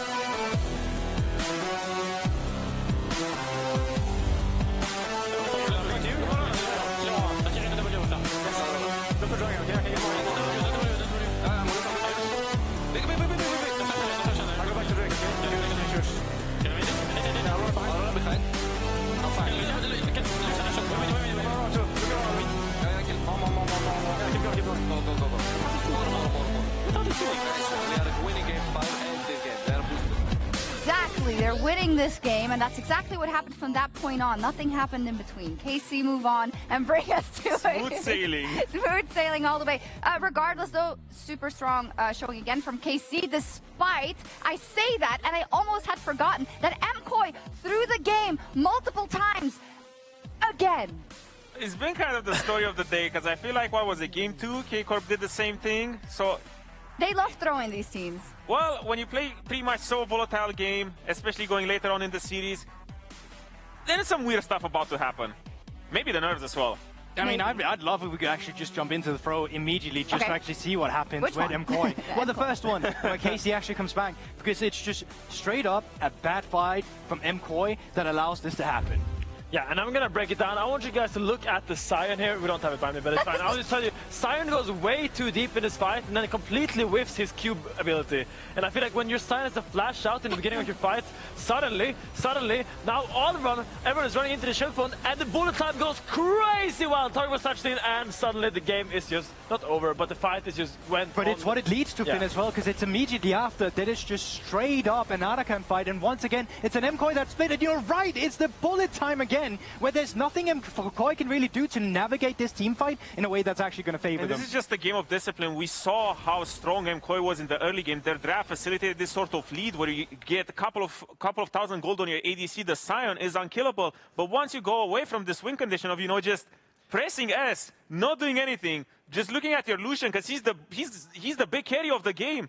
Once you do that and go away? Yeah, I feel like they really complicated the game so much. They have the winning front-to-back team fights. You can just play slow and play in your zones, but I feel like MKOI once, time and time again, they just got so impatient and they felt like they needed to close the game out way faster than they actually could. Yeah, but to me, it just speaks of a team who's not practiced with a win condition like this, where it's super standard with a tank in the top lane. It's very old-school League of Legends. You guys will know that. But but literally in Game 1, when we had the Galio and the Rel and the but that's Ahri, so much easier with the follow-up because he's pressing RNA. Yes, you can clearly see that Mirwin is used to being the main engaged in a situation like this. But And in Game 1 times, he did it. Yes, but that was a follow-up on Galio. It's not the same thing. No, he played the disruptive role. This is the tricky part. In Game 1 they did it. They did an arguably harder job where all they have to do is buy time for the ADC to pump out big loads of damage. But what happened now? Now it feels like pressure gets to them. You're Game 4, heading into Game 5 now, and this is where it doesn't really matter the fundamentals, everything that it doesn't really matter. You throw that out the window. No one cares about front to back, and everyone is just pure instinct, and it's League of Legends in its rawest form. Yeah, so at the end of the day, we actually agreed. It's one of those things where, like, for a top lane there, it's just like, it's not as easy for them to actually make it happen. Yeah, cue that long Reddit quote that always gets reused when this is not... Someone knows what I mean. Regardless, as we go into Game 5 now, you say it, right? Because that's the thing, Finn. Things that have felt familiar, that you think you're very practiced on, all of a sudden become harder. Look at me. Okay. I'm gonna explain to you how to win the Game 5. If KC and MKOI are listening, I want them to listen deeply. Ooh. All the engaged champions are out of the table. Every way you can reach enemy carries are kind of off the table. I want you to draft a solid front-to-back team comp. Whichever team picks Jinx will win. trust me on this. Just like that? Yeah. That's it? I like it. Guys, we go back to the EU Classic. Listen, no. It's easy. We go on and we go Jarvan. If enemy goes Jinx, on Jarvan into Jinx. We've seen the trap laid out before. So good. I mean, now you have all of these hyper carries. There's no engaged champions. There's mostly enchanters. And right now, I'm looking at top lane, where the big boy On is there to call the horde. And realistically, game 5 going in with so many bans from Fearless from before, and also this game, this is pretty much the only role where you can find any sort of frontline or any sort of engage. And at that point, is like, are you really gonna get countered? I feel like not, because everything's going out the window. Let's pull up the graphic we had in the beginning of the day of the top lane. I think that's the one you wanted to see, and we kind of mark off all the ones we've seen already for these two. Now, at the beginning of the day, we said, yes, Mirren has a bigger champion pool, but Kana, the fact that his champion pool is not as big, shouldn't be as important because he doesn't really get challenged that much. He can do as much on those basic picks as Mirren could on the special ones. Where are we now if we can get this graphic up? I mean, I'm kind of hesitant towards the Ornn because I look at these two teams and I don't want to see Mirren on Ornn and I don't want to see Kana on Ornn. I would love to see Kana on something like the Renekton or the Jace. Obviously, the Jace will not get further after maybe the AAA trucks. But here, on the other side, I love his Poppy, and I love his... where is it? Where are you? The Gwen is right there in my face. I love to see them play towards their strengths. I don't want to see these two players on Ornn. I want them to lock in and play their best champions. I love it. We gave him a pointer, and he doesn't stop. He does not. Because going into today, we were looking at... Thank you. We were looking at Kana, and we were thinking that he's the top dog coming into this matchup, but I feel like now, deeper into Fearless, this was also, again, our biggest criticism of Kana is a lot of his prior picks are out. He's gonna struggle to find impact. He already brought the Camille out, but now depending on the side selection that we have, Merwan might be in his prime playing ground. We gotta go to check in with Kamita, but Super Kalist in game 5. Ooh. Quick. I don't see. Super, wow. Kalist. Okay, let's see what Kamita thinks. No way. Okay, we have the Silver Scripts playing. We know what that means. Only one game left in a best-of-5 series. You're here supporting your team. How nervous are you?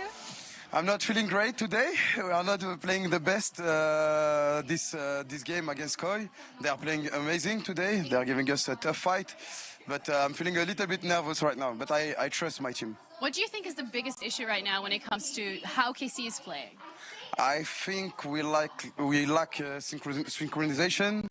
Our early game's been shaky today, as it was in the regular split, and like today we are not connected to the same page. So if you have like one word of advice for the team, like say you're the coach, you're with them right now, okay, what would you say? I'm the coach. What would I say?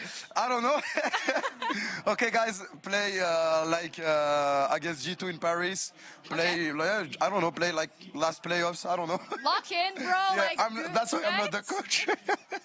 But either way, how has it been for you to just see KC do really well? I mean, they had an incredible regular split. They even chose this matchup because they had the opportunity to do so. So I'm assuming you're very proud? Yeah, of course, I'm very proud. The team has been playing great. Today is like an off day, I feel. We are not playing our best. So I just have to keep trusting them and tell the people that they can trust them and we will come back. I'm sure the people trust them, the fans, they're loud, even though, you know, it's a bit of a Sunday. But if they do win this game, they have to go up against G2 tomorrow. And if they win that, it's like straight to MSI. Exactly. Does that make you more nervous? Yeah, that's what I've been saying in my stream like the past months. We need 2 best-of-5 series to go to MSI, and I dream to go to the MSI, to the World Championship. That's my dream, so I'm really nervous. I'm shaking right now. Okay, well, hopefully they can make your dream come true. Thank you so much for your time. Good luck to you guys, and we're going to be heading over to Bye. Meadows right, I mean, coming into this, KC not performing their best, but still it has been a bit of a slug from both ends. KOI have given their due diligence and coming into this final game. This game number 5 now, it's all on the line to see who goes up against G2 and who has an option tomorrow to make it to MSI. I think the first region in the world, the first team in the world to lock in their spot. And you can tell, you know, from that interview there, it's great to hear from the man himself, obviously, that emotion, the tenseness is felt behind the team as well as on the stage as well. I love that it's come down to the distance here between these two teams in this matchup particularly. No surprises thus far, realistically. Jace, Azir, Gwen, everyone's saying these are never going to make it through the draft, but there are some picks that I'm curious about. Like, when we look across at other regions, we've seen things like the Annie rising up as a champion that you can play in the mid lane, something that Mirwin has also played in that top side, something that could be flexed around on the MKOI. And also looking at things like Ashe, still a very strong AD carry. We talked about the Caitlyn that could potentially come through as well. There is still a huge amount of combos and threats, and even things like a Kennen in the top side that can still come through. Lulu. I thought that Lulu was going to be a kingmaker, so MKOI not willing to lock that in first, because if you're going towards what I assume to be more enchanters in bot lane, Lulu empowering a Jinx or a Zeri, which is currently unbanned, that is absolutely terrifying. I actually wonder whether it's the last banned Zeri. I feel like Zeri's the most powerful champion between these two AD carries. Right. I mean, on Dexter talking about the fact that the engaged supports as well and pairings with something like a Zeri are quite limited here, so we go towards enchanters. Now limited with things like Renata Milio maybe coming up. I still think it's the jungle that I'm high priority on. The thing is, if you go towards something like a Zyra, okay. I was going to say, with the Zyra, you end up opening up for something like a Mundo on the opposite side. I think for KC, though, flexing into something like an Ivern could actually be really good here. Open up an AD mid in that mid lane for Vladdy that he can try and bully this Rise. Could work out really well. Wukong still up and available though as well, which has kind of been one that we were expecting to come through. Did briefly see a Zed over there, and I was actually wondering, look, when you have a Rise mid lane, you want to set up for something like a Wukong, which is locked in for Yike now, which of course is one of our best early game skirmishing champions before game 4 actually, something that Finn highlighted in the draft. Shame that Oriana's gone here, because with Wukong would have been a nice pairing. Banned away by KC. Do we get a mid lane match here? Do we go priority AD carry? I know you're talking about Caitlyn before, Dag. I'm going to start wriggling off champions. 3 seconds to lock in here. Waiting for it. No. Oh, okay. Zoe. Zoe got some big changes earlier this season. Her Q splash damage no longer falls off, which means she actually gets some really strong wave clear very, very early on. We've seen precious little of this champion. I think it was Showmaker that played a game of it over in the LCK, but don't quote me on that one. Zoe has had some pretty good quality of life buffs. Still, very rarely seen for a reason. If she can't stand to be an artillery bot, fire bottles through a wall, can struggle.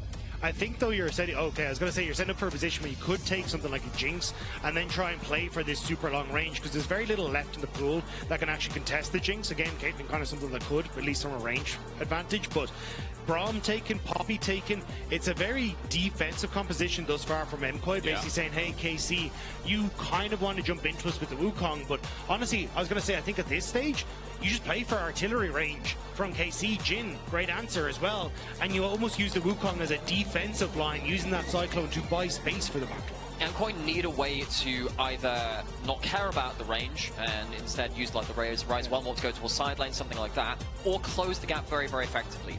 Zoe's good at firing from range, very, very bad at protecting you if you have a way to ping her on the way back to her return. Also, terrible at killing tanks.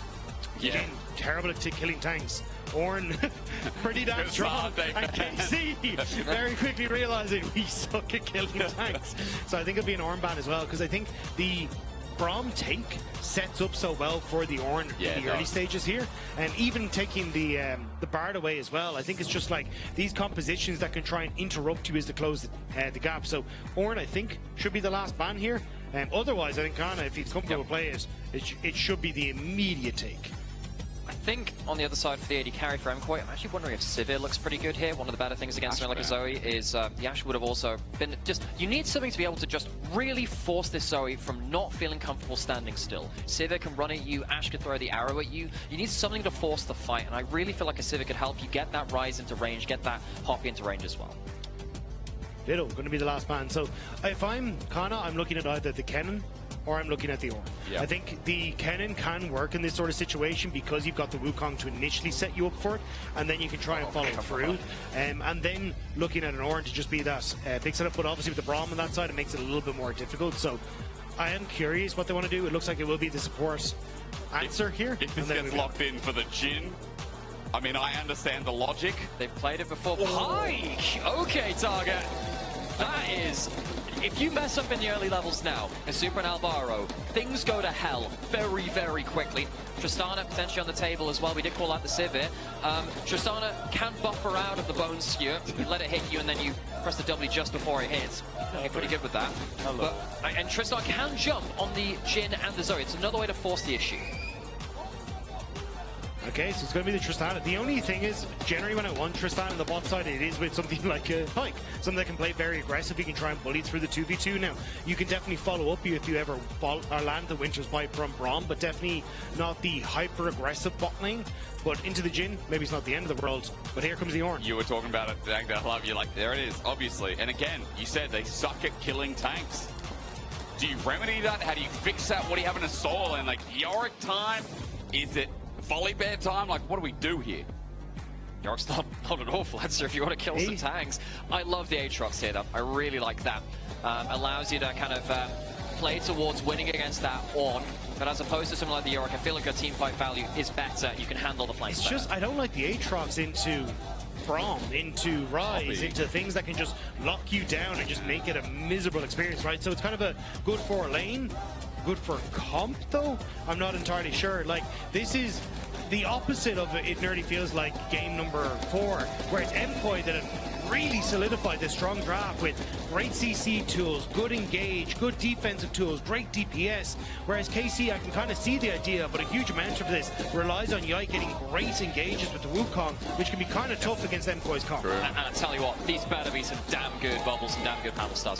If you're going to pick a Zoe like this, into now a team which can realm warp onto you out of position, to order onto your return pad as well. Vladdy, you picked a Zoe, which is not picked very often. It can be very easily abused here by Mobstar Koi. But it's just the unbreakable value from Braum is sky high. Those paddle stars into the shield, the Jhin shots into the shield, and then in case he managed to slip through one, Ornn just kind of body blocks and says, "Get down, Mr. President." So it feels like so much of MKOI's comp deals so well with what KC have.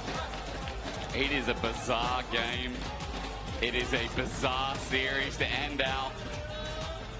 I'm glad we've rounded out here. Seeing a Zoe from Vladdy after his day of the Zeus, or rather, sorry, Zeka-like champions hasn't been stellar. Will he be able to show up big on the Zoe here? Our concerns about the comp been rounded out. Our game 5 laid down to bed. Winner goes to G2 tomorrow for a spot at MSI. If KC don't win this game by 15 minutes, it is done for. Pike needs to snowball. Zoe needs to snowball. Oh, yeah. You need a ton of pressure in this game if you were going to hope to try and win this out whatsoever. And unfortunately for you, Wukong is not exactly a champion that does amazing pre-6. So there is a slim window for KC to try and take over this game, and they need to take full advantage of it. And on the side of MKOI as well, I mean, you have what I like to call the full build Poppy. You hit level 3, you have a red buff, you need nothing else in life. That can be absolutely what MKOI can use to diffuse some of these early plays from the Pike. The Braum also incredible in those early levels as well, if you can make good use of the passive. Do need to see jungle tracking be good from MKOI. Need to see them make sure that Yike and Targamas don't somehow, even with the Wukong not always able to influence early, at least track where he's going to make sure they diffuse those early plays. I liked Targamas' engages last game on the Gragas. We're going to have to like him again. So well put. KC just throwing the biggest spanner into the works. Now, we haven't seen Zoe for a while. The quickest note I'll add is that, again, if you haven't, it feels weird talking like this. If you haven't seen Zoe since you've entered League of Legends, big range, control bubbles on obstacles are great. Oh, so probably like Shadow's fan. Yeah. Just to... yeah. She's I'm a Zoe years mate. old. I hope Zoe wins. I'm a Zoe mate. Oh yeah, those were the days. It's been like 5 years, I think, since Zoe's been mega meta. Yeah. Back when I remember, like 28. Yeah, that's right. It really was 2022, and the advent of Wukong Vi coming through into the pro meta, which really stopped Zoe being able to stand, play poke, and get infinite value out of these kind of delayed fights. Now, Zoe still does have value if you can get to that situation. It's just so hard to do that against really big engaged champions so across the meta. In this game, I mean, we don't have the buy and stuff. Fearless Draft opens up those angles, but you still got the Ornn all the same. Yeah, I think it's just... the problem with Zoe is that because you need to hit things from afar, like the further away she is, the more damage you do. You need to be the ones in control of the game. Yeah. Because otherwise you're just not getting the value because you're hitting people at melee range and doing 0 damage. So a huge amount of KC revolves around them having the space to open up with this composition. The same when it comes towards the curtain call too. So Targamas already trying to get some hooks down is kind of what you need. It's Targamas roaming around, finding maybe kills in towards mid, working with Yike to try and make plays happen on the bottom side. If that can be the case, you're in a much better spot, but it's still a bit of a difficult ask when it's just all on basically this jungle and support from KC. Go back a couple of years ago, before MKOI and KC joined the league, though. It's fantastic to see that they've come in thinking, okay, well, you know, these teams got a load of hype around them. Let's see if they've got what it takes to actually make it in the LEC. We've got 2 of them in our top 4, one of them being a champion and the other one reaching finals before. It's really good to see both these teams backing up the promise they had when they came into our league and giving us such entertaining series like this. Again, it's a new rivalry, and a lot of people have talked about it. You know, like, there's obviously a bigger fan base with the Spanish fans and the French fans, a lot of them that are here today in the studio, but it is nice. You know, it brings a breath of fresh air into the league, because, again, it was like G2 Fnatic fans, and then some organizations fell off a bit. And it is, again, nice when you consider that for League of Legends in its later years, like, having these fan bases really drive the energy into such expanding player base. You know what I'm trying to say? It's been 5 games. Brain's just not there. These are bloody good players, and it's nice to see that, you know, there's fan base behind them.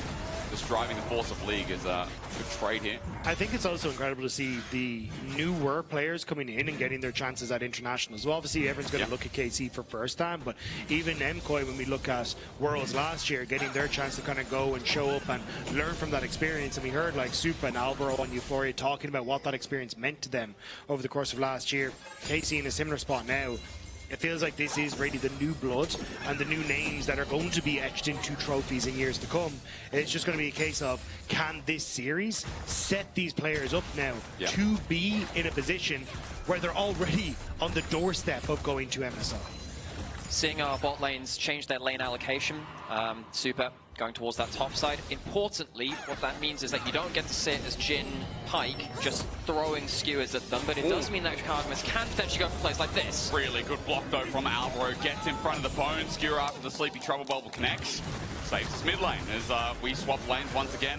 Midwin just gets traded for a bit, but you gotta give credit to the support. Alvaro is back at it again. And that's exactly what he needs to do. Just make sure that things don't explode on the map. Dagda really framed it well. If this game is not out of control by 15 minutes, KC have got a huge issue. The fact that Targamas goes mid lane, Char goes onto the slept target, that could have been an issue. Alvaro's there to match, and that's what he needs to do.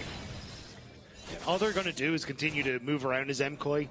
Super has decent push and already a decent CS lead as well, thanks to some of the movement that they've had and being able to control that bot side. So it just means that if this game can continue at this pace, you're okay. But Kana is having a bit of a... Time for a bit, he's gone too far! In comes LEC! That's the anti-dive you need from KOI. And that is the early game which MKOI have really needed. Neutralize the Pyke, get the Poppy on the board. Eljoya strikes first in an all-important game 5. Because Kana was destroying Mir with a 20 CS lead in that bottom side already. Every time we seem to flick to that lane, it was Kana getting the better of the trades, but now evening that out just a smidge. Still a nearly 300 gold lead for Kana, so I don't think Kana's going to let up anytime soon, but at least getting some control back as Yike will get the dragon. Greed for the trade, greed with the ulti. The fact that Kana's punished, as you said, we come back to it again. Anything that stymies KC in this early game is a huge win for KOI, as Dragon is being taken by KC regardless, but Eljoya now setting up the top with the lane swap, now looking towards a minute 10 for the Grubs. They may clap, but do they know? They just listen to us. Movement from Eljoya towards his top side, but I don't really know if you can get a huge amount done. Looks like it's just going to be an attempt to rep up steal. Deadly Flourish, little hop jump from Super, cute one. Targamas' bone skewers haven't really amounted to much so far, and Kalist damage obviously not going to do the same. And the thing is, you need to get enough of these bone skewers in a row to make sure it's not on Guardian timing. You need to get through the heal and the flashes and stuff. Realistically, Pyke needs to be hitting so many hooks in the early levels in a game like this to make sure those summoners aren't there to defend against the plays which you make just afterwards. That's not been the case so far. And again, that time bomb, that time limit on the game, KC, 15 minutes, it does draw closer. Yike hitting level 6 though now means that he can be a little bit more active on the map though and actually impact these lanes. So I think this is where my eyes are going to drift towards Yike to see, hey, can he get use out of that ultimate to get some of the gold that they need. Also, Jojo just roaming down to the bottom side to put a little bit of pressure on towards Kana, make sure he's not able to continue tearing through Merlin in the manner he has. Grubs spawning. Of course, for the side of KC, they managed to grab them, allow that to get the Aatrox into a winning position. Could be very, very powerful. Start lands. Yeah, that's going to hurt more and more as the game goes on. I miss Zoe. I miss Zoe hitting from like half a screen away. Trouble bubble. Flatty really nicely done. It's bedtime to Elyoya with the bone skewer as well, and Halo Blade. A free kill over to Yike. Flatty smurfed that sleep. Level 6 hit, and Yike doesn't even have to use it, but this is the activity that we wanted to see. Vladdy and Yike working together now that they have access to their full toolkit, and even Targamas, great roam there just to set up the play. The awesome from Vladdy. We said, hey, these have got to be good bubbles, got to be good paddle slots. Find someone at the right moment, gets to use the terrain of that. Vladdy getting another. He's got the protoball on this. And he uses it onto Jojo, cleanses out, but he's stuck in the turret. The ramp won't be enough. Vladdy survives for now. Jojo is backing up against the wall, and you're right. I see a bone skewer. I see Jojo's life flash before his eyes. I did see a potential for a flash ignite as well, and I wasn't too sure what was going to be the case, but Alvaro just going to interrupt the reset, as Yike will finish off the boy grubs. But again, pressure from the mid-jungle support. KC starting to come alive. Also, triple grubs. I will say, Zoe's not a bad turret pusher with, you know, the Spell Thief's passive and obviously the auto you get after using a spell as well. And especially with the gun belt now picked up, also known as Ludens. It's just a gun, all right? It's the item that Yuumi gets to get Yuumi with a gun. But the main thing is Vladdy has it now, and that burst is going to be ripe. Yeah, and I think particularly for the Aatrox, he's gone for the Grasp build, who is hyper indexing into that 1v1. That slow burn out is going to be really nasty. The door definitely helps you shrug off some of that damage, and that will be, of course, very important later into the game. But yes, 3 grubs, good prize there for KC. And again, something in their pocket from the early game, which we've tasked them to get a good league from. I think it's just been the fact that Vladdy has controlled so much of this mid lane that he's going to just make things a little bit easier. Next Dragon in a minute 40, which is where I think you're kind of seeing KC now starting to set up a good chunk of vision control on this bottom side, because they want to try and lean with push from mid for Targamas to roam, try and play around Vladdy again on this bottom side, because Kana's winning completely solo. Yeah. Like, if you don't interact with top side, Kana's going to win. So all the focus can start to turn towards Vladdy, and, you know, a flash bubble or even the portal into a flash, into a bubble is always an option for Vladdy as well, just to try and set up Yike or Targamas for getting to that bot lane. Mid lane shove, largely even so far. Zoe's gone into a side lane. This is one of the other reasons why Zoe started to fall off a little bit, is that macro changed, particularly from about 2020-21 to 22, where bot lanes went mid lane at a certain point. Before that, we used to see a lot more mages just kind of stick around in mid lane. Zoe in a side lane is much more vulnerable than in a mid lane. God, Mirwan's got help here. Elyoya's coming in with an ulti too, but Kana's pulled out. That's the biggest part, and Mirwan getting a bit of attention. Again, for the game state, happy if you're a KOI fan to see him delayed and survive the 1v1. I think Mirwan just wanted a chance to use the Ignite he picked up from the spell. Like, yeah, now's the time to do it. Yeah, I really just want to light someone on fire. That sounds like a fun way to spend my game 5. Targamas is in this top side though, and Mirwan's overextended. Let's see if he can get out of it, but he's stunned up. The Ghost Water dive was beautiful. The Fan Munto layered in as well. Dunked down. I mean, Kana's in a bit of trouble. There's Ignite. Almost survives it. Targamas marks the spot. Alvaro now, he can't get out because the troll bubble's on the ground. He's got a realm off to help him out. Jojo survives his support. He looks for the next engage. Yike spins around a bit, but Casey won't find the retreat or rather the kill. Mirwan the only death in the end. Woo! It's a little chaotic though, but Kana having that help from Targamas on the top side means he gets the kill, he gets the push in the wave, extending his lead. Bottom side, Alvaro barely managing to escape, but big tools used by KC. The fact that Yike now has no ultimate makes it a little bit more difficult for them to try and go for a dragon, and Elyoya knows it. He's going to start that one up himself. Jojo going to TP down to support him, so the objective going the way of MKOI. Yeah, again, just another worrying sign from this early game. Kana getting a little bit more of that lead. Vladdy landing more skill shots. The dragon is going to go. Hang on a second. Are we going to get a full contest? No, it's just target. I saw that thing right out. I didn't quite check the minimap before that. So what you should always do in these kind of plays. But good signs from KC in this early game, giving something to worry about for MKOI. I will say, for KOI getting the dragon though, stopping the stacking, stopping the ramp up that KC obviously want to play towards, always a good sign. But I just, this is why Fearless, Trump. If you want an example why Fearless is better than normal League of Legends, this game's a great example. Like, only top teams really try this out. Like, this is just such a baller comp. Yeah, I think, like... I'm still bewildered, I do think it's... The thing that's been fascinating to me about this is we've kind of highlighted how much this KC comp kind of relies on Vladdy and Targamas and Yike working together. Vladdy, for someone who hasn't brought a Zoe, is clearly very proficient with the champion. So far, he's been cracking a lot of those the bubbles onto people. He's also been hitting several of the Palo stars onto people as they move around. So I think it does make it a little bit more worried for MKOI when you're like, oh, this guy knows his champ. Yeah. I mean, when I first started casting Vladdy, he was 16 in 2022. My dude, he's not been around in Pro long enough to really see the golden era of Zoe. 16 and 22 is a terrible KD. God, man. It was not like you, Dagda. Like, normally your jokes are sweet. this is actually fearless casting. We actually can't use the same line more than once in a series. That's bad for my casting, because man, I've been doing that every game. Invent a new word. Well, definitely don't feel like the faker of casting anymore. Long since past that, haven't we? It's been 5 hours. Even faker has a slump sometimes. Yeah, that's true. Not this game. This is the game 5, and you know, with 1k gold lead, Alvaro gets pulled in. That's good damage, actually, because he's got himself a serrated Dirk. Feliz can't get the 4th shot off, and 45 seconds until Herald spawns. That'll be my next thought, because I'm looking at what's up and available. Koi, do they just let this go because of how strong KC are? Is my other question, I guess. Yeah, I think the MKOI side of things kind of want to try and limit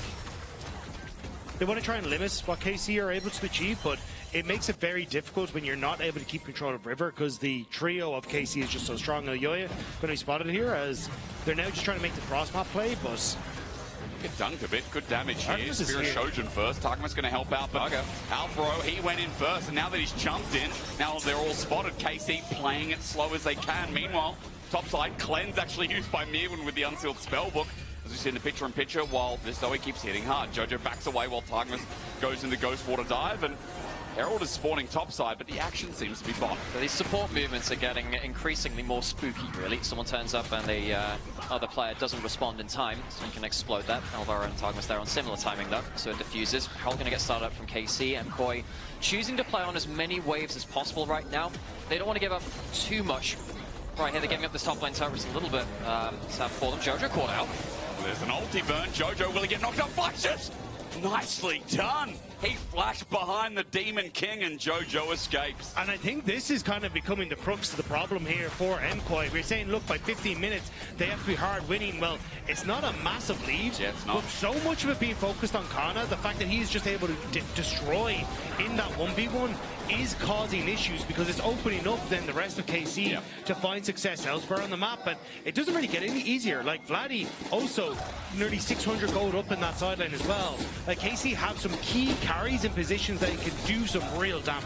And how often have KC relied on Kana massively performing to see them through to victories? This guy's been excellent. This guy's been so exciting to watch here on KC, and much like the games like the Ambassador he had earlier in the series, when he gets himself an individual lead, he really knows how to leverage it. It's been fun seeing Mirwin step to his level today, but I agree. You know, Kana's definitely been a selling point, and KC in some of those key games, it felt like his Ambassador game that you used, Nomira, was a great example of how hard he could carry into those It's great that it hasn't just been complete top diff, because Mirwin has actually given a lot for MKOI to play around. The game was insane. Yeah, but then Kana and a couple of the others, shows us exactly why we respect him so much. I do think, though, Mirwin might be in a lot of trouble on the bottom side. I see 4 members of KC starting to move down there.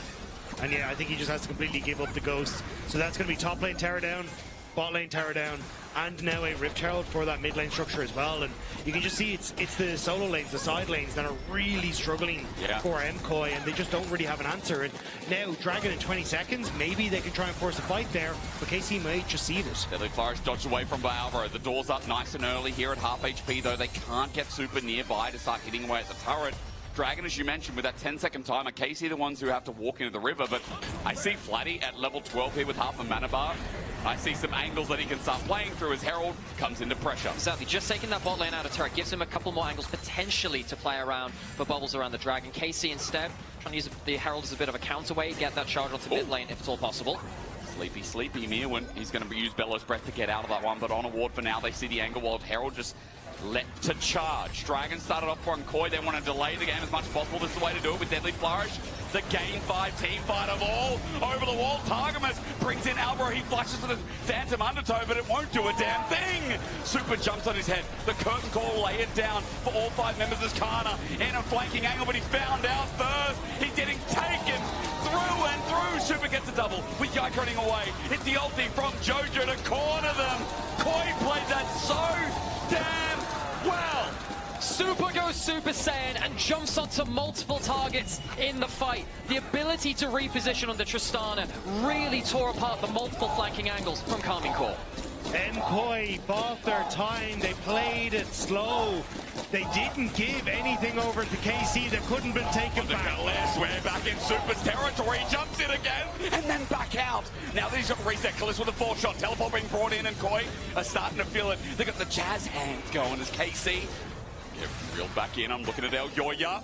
Stops there. Deadly Flourish, Paddle Star, but no portal jump. It ends there for now, but Gold is even. Oh, I should never open my mouth again. Flatty doesn't have the portal jump, and Miuan is there to cover. That's all you need, though, is just people to cover. Whenever these trouble bubbles land, just don't let that follow-up come through. And you can see here as the fight kicks off, it ends up a little dicey as Alvaro gets pulled over, but everyone in KC ends up locking up into his ultimate. Targamas gets jumped on by Super. The ultimate from Miuan doesn't do what you really want, but it does at least push KC back, which leaves Kana then, who TP'd in completely on his lonesome. Yike tries to go in to help, but again, the realm work from Jojo, the chase down, is just great from MKOI. I really like how Mobstar Koi assess the amount of CC they have to put onto one target in front of them. The fact that, yes, the Braum's caught out, but okay, we've got the Braum mark. We can end up stunning someone through that Braum passive, doing the same thing onto Kana afterwards. Really important to shut down those first targets.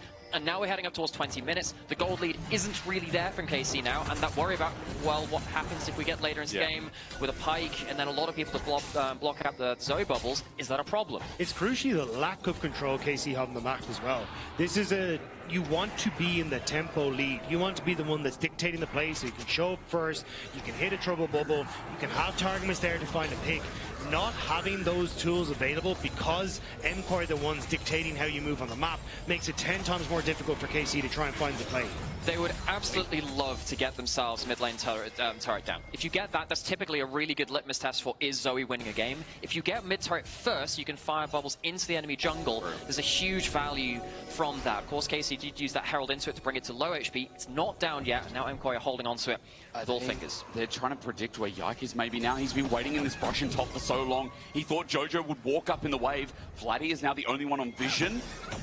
Yike, I believe, not spotted out. Jojo clears the wave anyway, and Koi will just hold on. Jojo not walking up any closer to that brush. Spidey says is on point for now. He's still sticking around, though. Now his teammates are gone. This has been a minute. This has been over a minute in the brush. Jojo walking up now. Yike sees him. Doesn't pull the trigger. Jojo walks back, and I mean, Yike. He's thinking, will he come back in? You can see on the map, though, MKOI, they've been sitting with Horn in that bot side jungle as well for about a minute as well. They're unsure. They want to see where Yike is on the map to see if they pull the trigger on Kalist, who's flashless in the mid lane as well. So it's kind of this, you know, who's going to pull the, like, game of chicken, who's just going to pull the trigger and find that pick. And if nothing happens, MKOI come out ahead from this. Remember, this is the team that wants to not have things explode early into the game. We're getting past that 20 minutes, and they're the ones which get to walk towards mid lane turret a little quicker. Don't think they'll get the full turret, but it's another good chunk onto it. Won't skewer, bellowed breath just in case. Getting close to being dead. Atakana's now spawned. Dragon's up in a minute 30. Koi, the underdogs of today, the third seed. We cannot state this enough, and I know for fans at home, sometimes you just hear narrative, but like, coming into today, we really thought, oh, Casey have got everything in the barrel to try and take on G2 and be the first international lock for the LEC. And it sure felt like it coming in as the first seed, an 8-1 finish.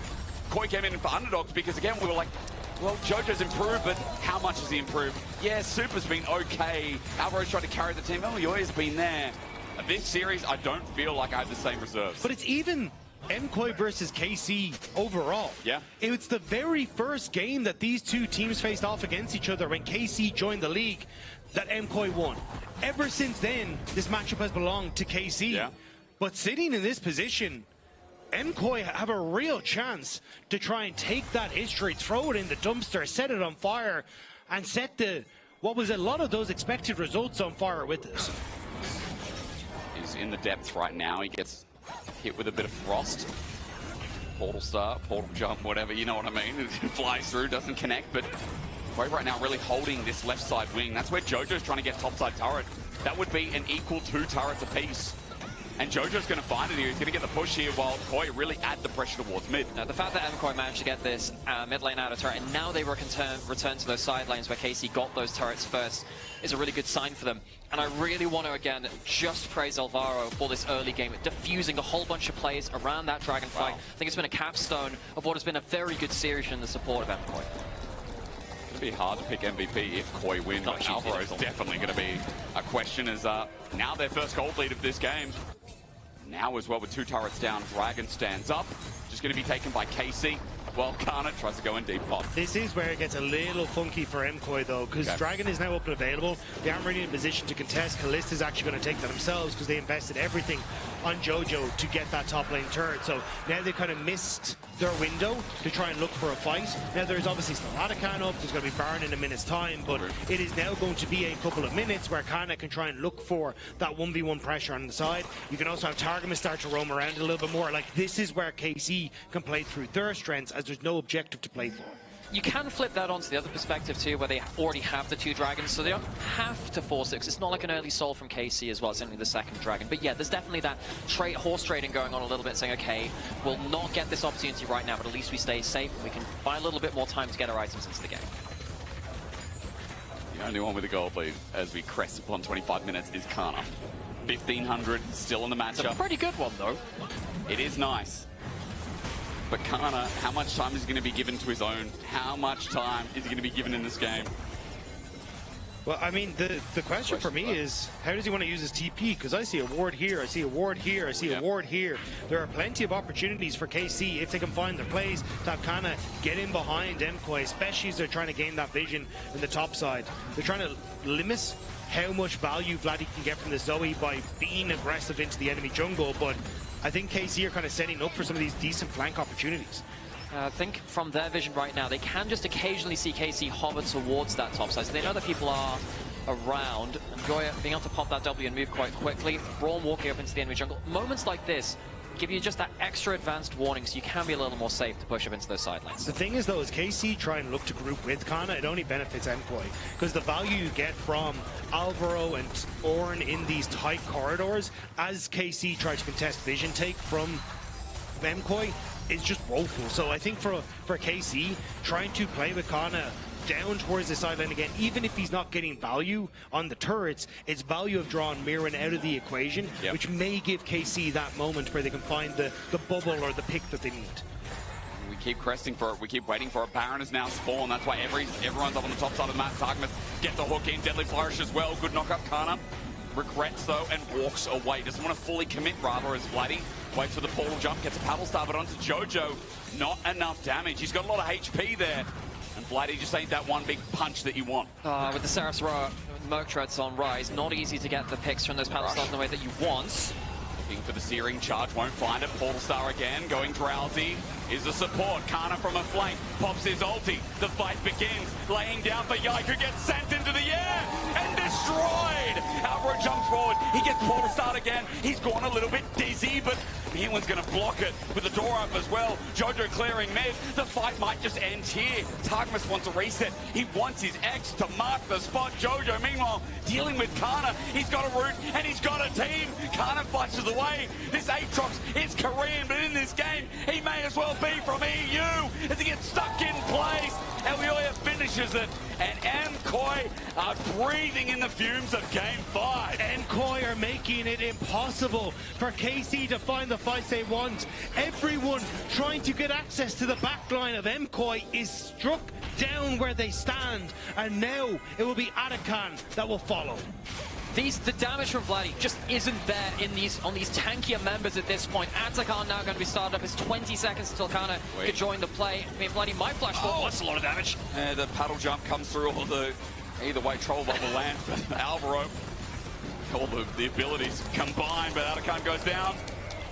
And Koi in the most meaningful lead in this Game 5. But watch how this is played. Yike tries to move in and immediately it's Alvaro with the ultimate that clips him. Then you get the knock up, you get the roost that could have followed, but instead he's just shot down. And even here, Jojo moves across the contest, but all of these beefcakes are just standing in the way of anyone who could be in danger of the shots coming through from Kalist. Kana is next to get jumped on as well. This Realm Warp has been so well used by Jojo to chase down the stragglers of KC and just not give them a chance. 40 seconds until Dragon. Now, of course, MKOI gave up the opportunity to get Soul on this occasion by not fighting for the last one to get them their third. 30 seconds. They've got upgraded Ornn items coming in now. Already at this point in the game. Upgraded Void Staff coming through for Jojo Pyun. So that's another factor coming in. KC have a timer on them already. Tarkman's pulling him in. Was dangerous. Vladdy as well. Portal jumping in. Just got chunked to half HP. Now it's not working out too well. There's a good little paddle star set up. Jojo won't skew it in. Call the Forge God covers Owen. Tarkman flushes away. KC keep looking for those picks, but now it feels like the time has passed. Kana is still on that bottom side as well, so he has an opportunity for a flank. That's so much used by MKOI. Alvaro's ultimate really has to get value here. Where does Kana come in from? Bloody doesn't get the Sleepy Trouble bubble. Again, all about zone control, but Koi already onto the Dragon is going to be done quick.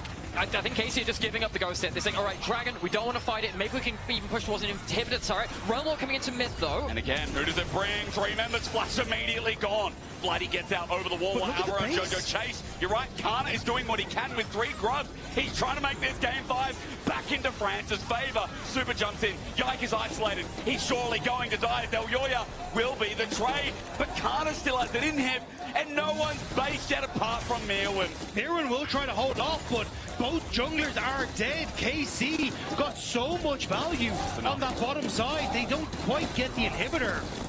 MKOI really get lost in the source there. I think that they could have just backed off, not hard forced on one side, or maybe just given up an inhibitor turret. Not the whole, well, I guess they don't give up the full inhibitor, so that's better than it could have been at that point. But MKOI feel like they go a little bit high feet. We are in a game 5. It's against a rival that they, of course, value this matchup against very, very much, and for an all-important matchup versus G2 tomorrow for a spot at the MSI. And I feel like they got lost in the moment a little bit there.